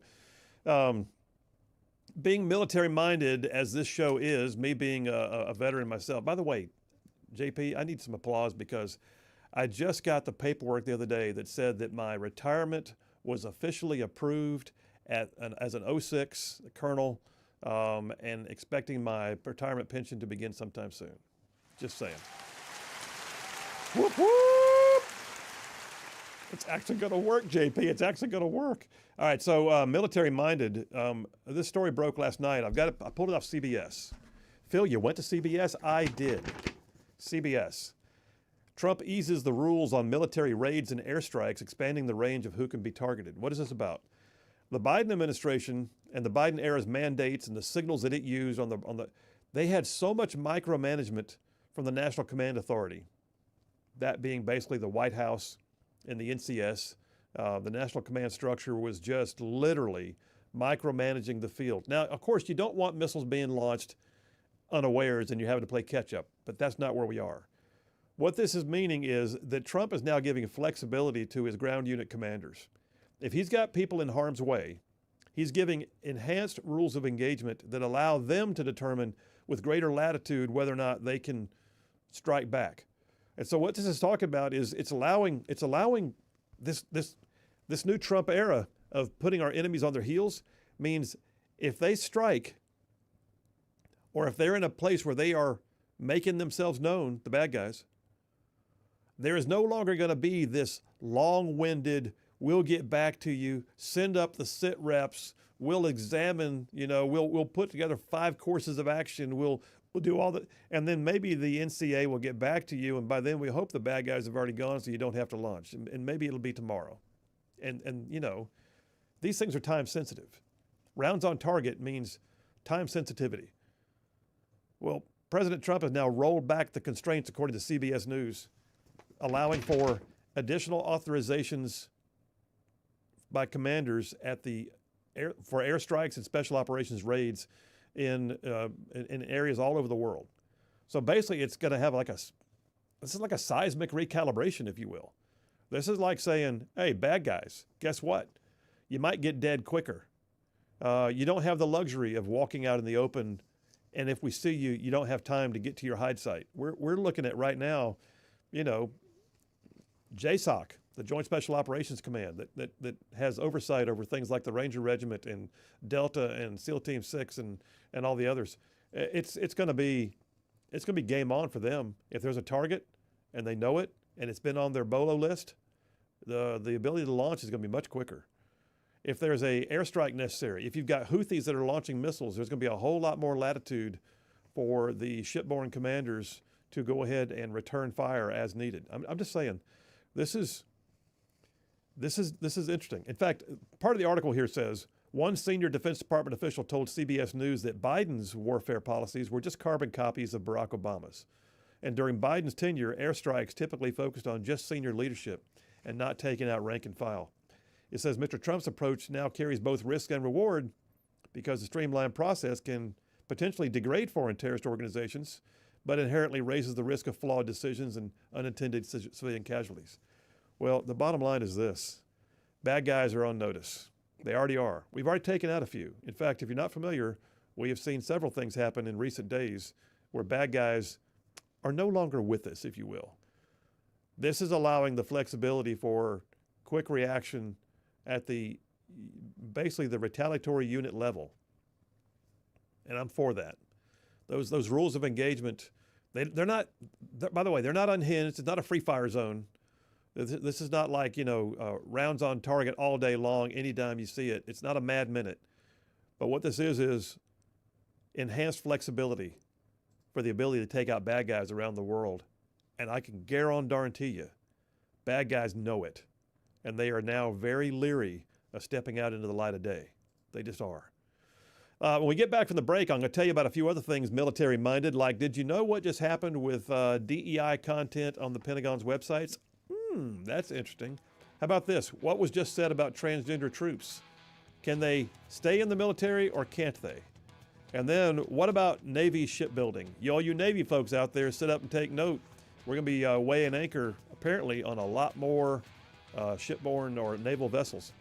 Blue Water Navy, yep, we're increasing. Phil Williams, Rightside Radio. Y'all stay tuned. We'll be right back.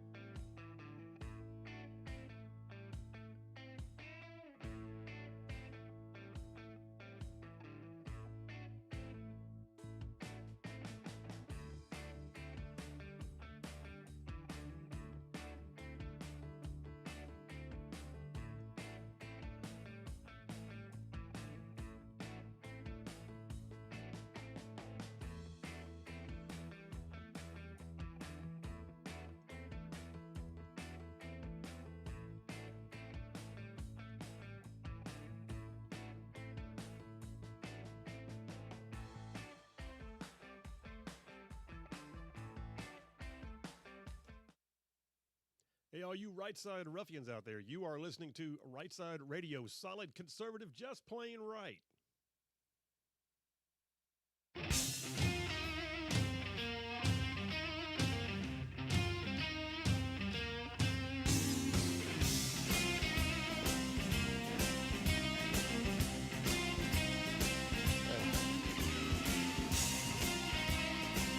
And we are back. Phil Williams, Rightside Radio, solid conservative, just plain right. Just covering down on some major ground across the southeast U.S. of A. Y'all, I'm talking about this show. Goes like, oh, man, from Huntsville all the way back on over to Chattanooga. I'm talking about from Tuscaloosa back on over to Gadsden. I'm talking about all the way down to that prettiest little town on the plains called Auburn. And yes, there are big old patches of Georgia and Mississippi all thrown in just for good measure. Trump right now on the White House lawn taking questions from reporters about the Zelenskyy blow-up. I look forward to hearing what that's all about. And it's also funny. We have the tickers going up here on the screens. We got CNN on one side, we got Fox on the other. It's amazing the way they phrase things differently depending on which network you're looking at. The exact same scene can have a anti-Trump sentiment attached to it or a reasonable fact-based, sometimes pro-Trump sentiment attached to it. It's nuts. By the way, I know we said this off there earlier, but Zelenskyy going on Brett Baer tonight? That should be interesting. I assume he's still going. Yeah.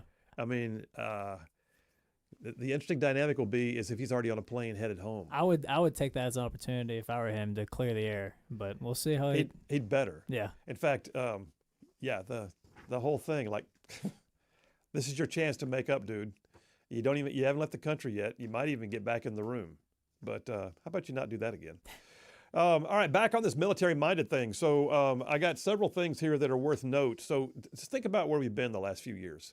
Recruiting at 40-year lows. Our military downgraded in its readiness status. And if you don't believe me on that, go look at the Heritage Foundation's annual index of military strength. For the first time ever, they rated us as unable to sustain a multi-front war. And said that basically they said that I think the Marine Corps was the only one that was still considered to be of a reasonable strength. This one right here, the Pentagon just ordered, according to Breitbart, 2 days ago, the Pentagon spokesman, Sean Parnell, which I missed the fact that Sean Parnell is the Pentagon spokesman now. Did you know that? I did not know that. Nope. Sean Parnell, who's been a pretty solid veteran / military influencer on Instagram and social media. Anyway, he's now the spokesperson for the Pentagon. He sent a memo out to the entire DOD ordering the removal of all official online content promoting DEI in line with. So you think that's already done, right? No. I mean, we're talking about everything. It's the DOD school systems. It's the subcategories of different defense departments. It's every post or Air Force base that has their own website. It's all over the place. So it's like basically saying, get it done and get it done now. Here's this one too, in keeping with that same theme. Transgender troops will be separated from the military. This came out yesterday. Army Times. The Pentagon has now revealed the specifics of its transgender troop policy in a court filing, saying that any service member or recruit who has been diagnosed with or treated for gender dysphoria is now disqualified from serving unless they can prove they meet a specific warfighting need and adhere to severe restrictions on their day-to-day behavior. In other words, your lifestyle choices are not a part of what you're in uniform for, so you don't get to live them out as your lifestyle choices while you're in the barracks, while you're on duty. And oh, by the way, you better be deployable. So we're looking at right now, they begin separation proceedings within 30 days of that directive from yesterday. So transgenders in the military, nope. And I'm pretty sure they're going to have a hard time arguing that they are absolutely necessary and vital to the U.S. interests in the military. I got plenty other here. You know what? I got to take a call, but you might want to know that I tell you what, I'll do this real quick and I'll go to the call. Secretary of the Navy has just announced that he will bring urgency to Navy shipbuilding. So if you're not familiar, the U.S. military has been woefully behind on shipbuilding, and part of that has been the shipbuilding programs are so just bound up in regulatory burdens and oversight and contract negotiations that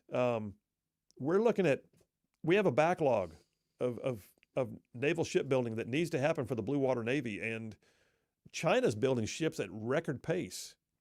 and here we are falling behind, and that should never happen. But John Phelan, who's he's a financier and all, who's just become who's been tapped to become Secretary of the Navy, said that just a few days ago he met with Trump, and he said there's been no sense of urgency, and we're going to just quit going along to get along. No more kumbaya. He said, I think in the business of warfare, it's a dangerous place. So the president has urged me to bring a sense of urgency to shipbuilding. And I heard one other said that the word was just build, build, build. And the new bill that passed the Senate seems to indicate that they're going to build ships. So Navy, get your game face on. I'm going to the phones right now. What do we got? Is that Kareem? Kareem's on the line. Hey, buddy, how are you? What's up, Phil? How are you, man? Listen, I'm good, man. I just watched the thing with Zelenskyy, and I think Zelenskyy was 100% right. Put yourself in this man's place. Of course you did. Would you, of course, put yourself in this man's place. If this was happening in our country, would you just let somebody else come along and tell you to surrender your country? Or you might have a quarter of your country left? Or would you fight to the last man? Would you fight to the last breath? If it means that you got to die for your country, wouldn't you die for your country, or would you just give up and say, "Oh well, who just told him because not to you ain't fight? gonna give me no more weapons, I'm not going to fight no more"? Who told him not to fight? This is what he said. He said, "Oh, you need to negotiate." In other words, you can't win. That's what he told us, man. What you're basically looking at here. Let me ask you this. All right, let me ask you a question. All right, I'm going to ask you, and you and I, sometimes we yell, sometimes we dialogue, but I'm going to ask you a question. If you had a cousin who was constantly borrowing money from you and then kept coming back for more, and you kept saying, look, man, you got to get a job. When are you going to do the things? What are you going to do on your part? I'll keep helping you, but you got to do something to show some respect back. And they came to your house and they fussed at you in your own living room for not doing more of what they wanted as opposed to what you wanted. Would you keep funding them?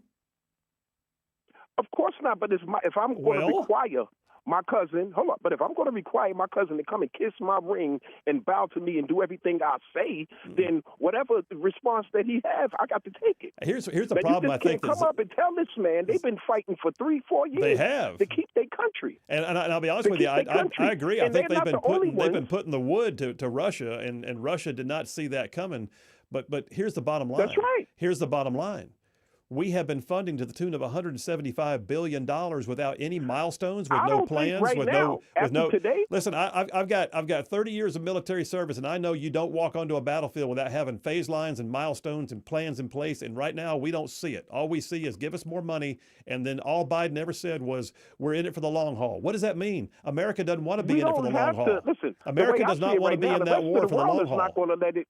The rest of the world is not going to let it happen no more. The world is bigger than America. Just because America well, don't I get hope the money, that's true. They got other right countries now, that's going to take all care of Europe combined. Hang on, Kareem. All of Europe combined has put in $138 billion.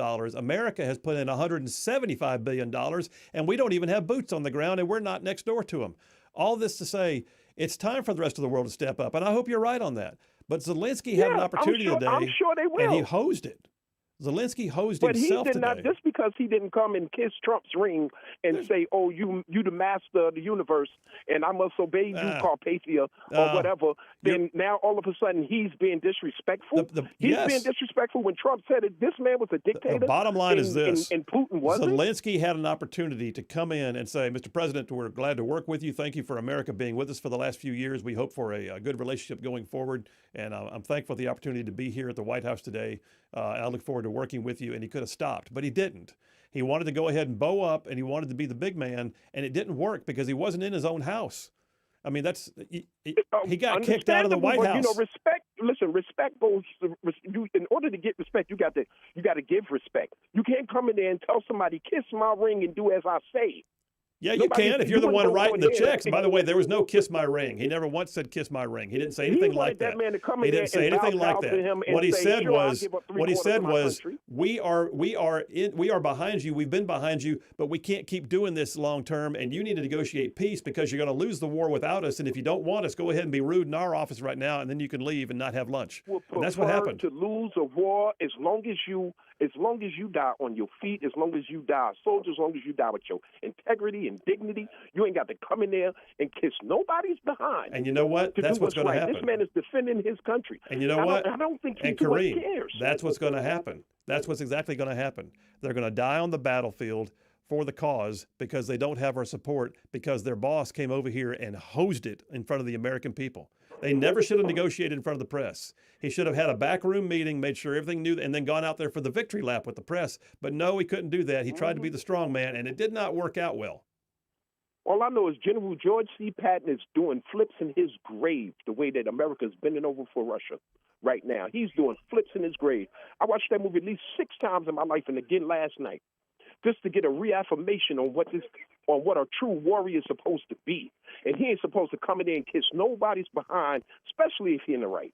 Well, the end result of that is you missed the part of the movie where after having several losses and things not going well, he actually went and read the enemy's book, and then he beat him at the Second Battle of Kasserine Pass, and he stood up and he said, "Rommel, you dirty SOB, I read your book."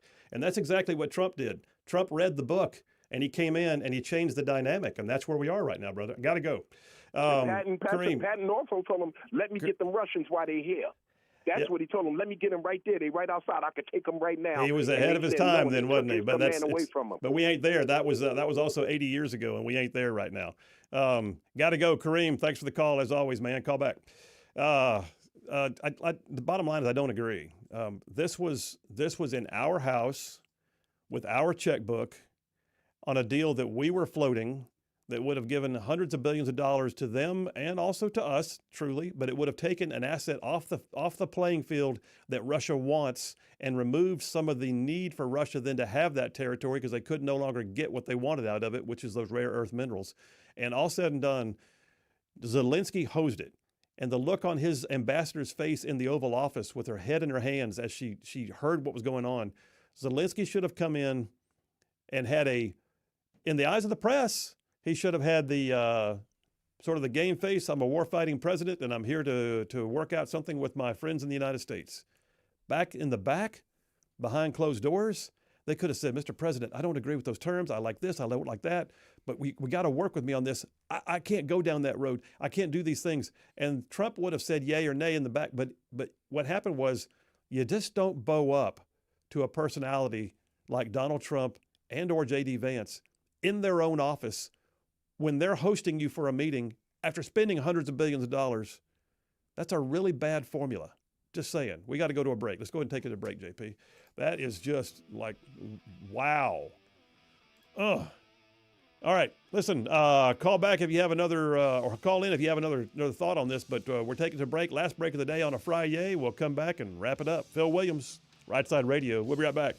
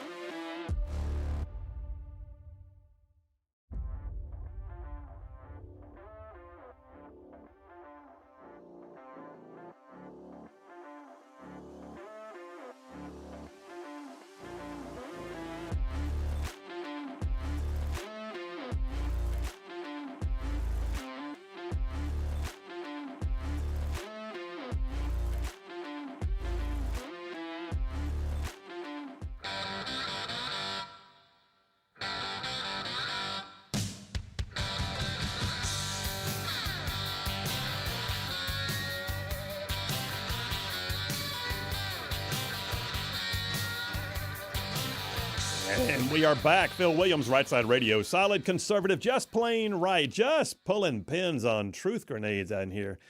John from Huntsville has the grades in already. He's jumping in early.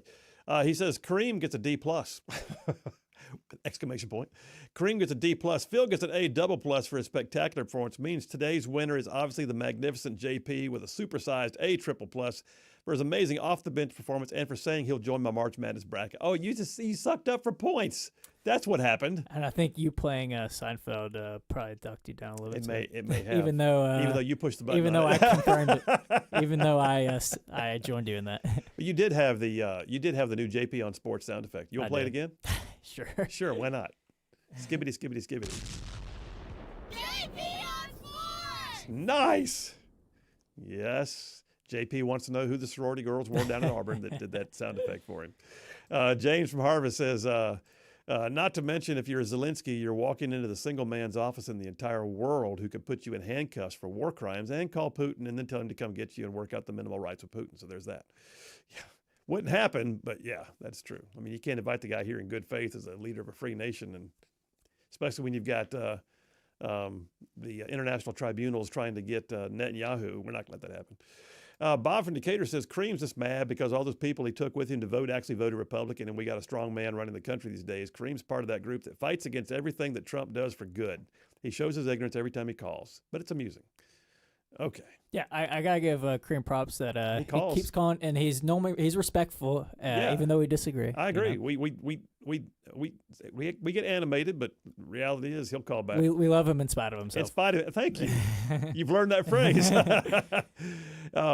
Pastor Barnes has a long text here which says, wasn't it Zelensky's goons that started killing the people that voted to be annexed back into Russia? I don't know about that. He says, plus, didn't NATO break almost every agreement concerning military encroachment toward Russia ever made? No. There were some that had Russia on edge, but no. And then, by the way, Putin's a very, very bad man. Okay. But Zelensky's a liar and a fraud. Okay. Thank you, Pastor Barnes. Lisa from Huntsville says, I listened to that exchange between Trump, Vance, and Zelenskyy today. I felt like I had walked in on a couple with marital problems having a heated argument. Talk about secondhand embarrassment. However, I think Trump was right. Diplomacy is not for the weak-hearted.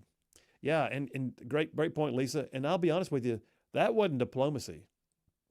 That was just failure in the public eye. The diplomacy should have been happening in the back room. The diplomacy were the things that should have already been worked out before you walked in the door. The diplomacy should have made this into a handshake victory lap moment. And it didn't go that way. What you got?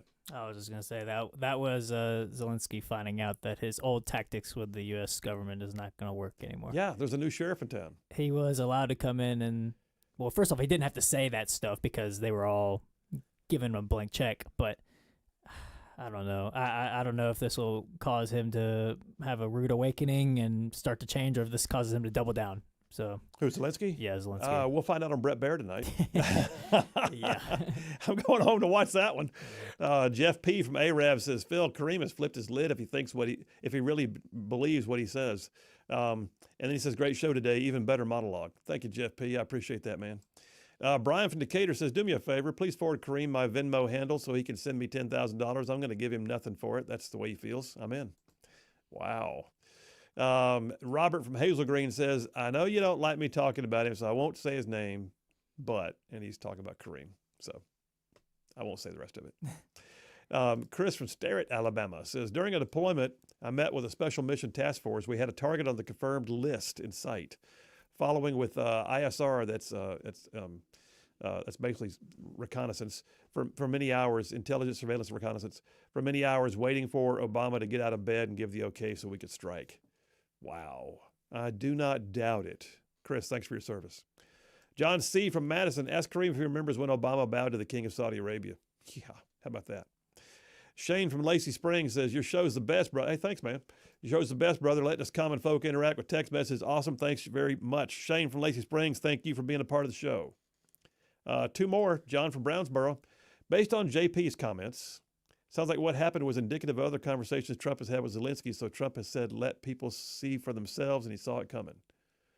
What's he saying? I think he's talking about when I mentioned Trump letting the media watch that spat.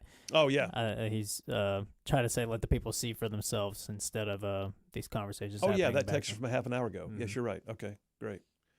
Mike from Athens, there are elections, but not in Ukraine. Yeah, you're right. And then Brian from Huntsville says, why didn't Kareem simply run for office? Kareem, you've now been nominated. Run for office, dude. All right, listen, it is a Friday afternoon. Keep your eyes on the news because this was not a slow news day for a Friday. It was not. And there's going to be things happening over the weekend that I suspect are going to be follow-up to that. Not the least of which, though, are the things happening in other places. Keep your eyes on Mexico. Yes, indeed. Keep your eyes even on Canada. Yes, indeed. Keep your eyes on the southern border and the ICE arrests. These are all happening as we speak. And then, oh, by the way, don't forget your own state legislature is in session right now. No matter where you are in our listening area, your state legislature is doing things that impact you at the state level, and we'll be talking about that on Monday also. So you guys, I'm telling you, we do what we do at Rightside Media because of y'all. So have an amazing weekend. Do not forget, there are more of us than there are of them. God is still very much on his throne. Stay in the fight. We'll see you Monday.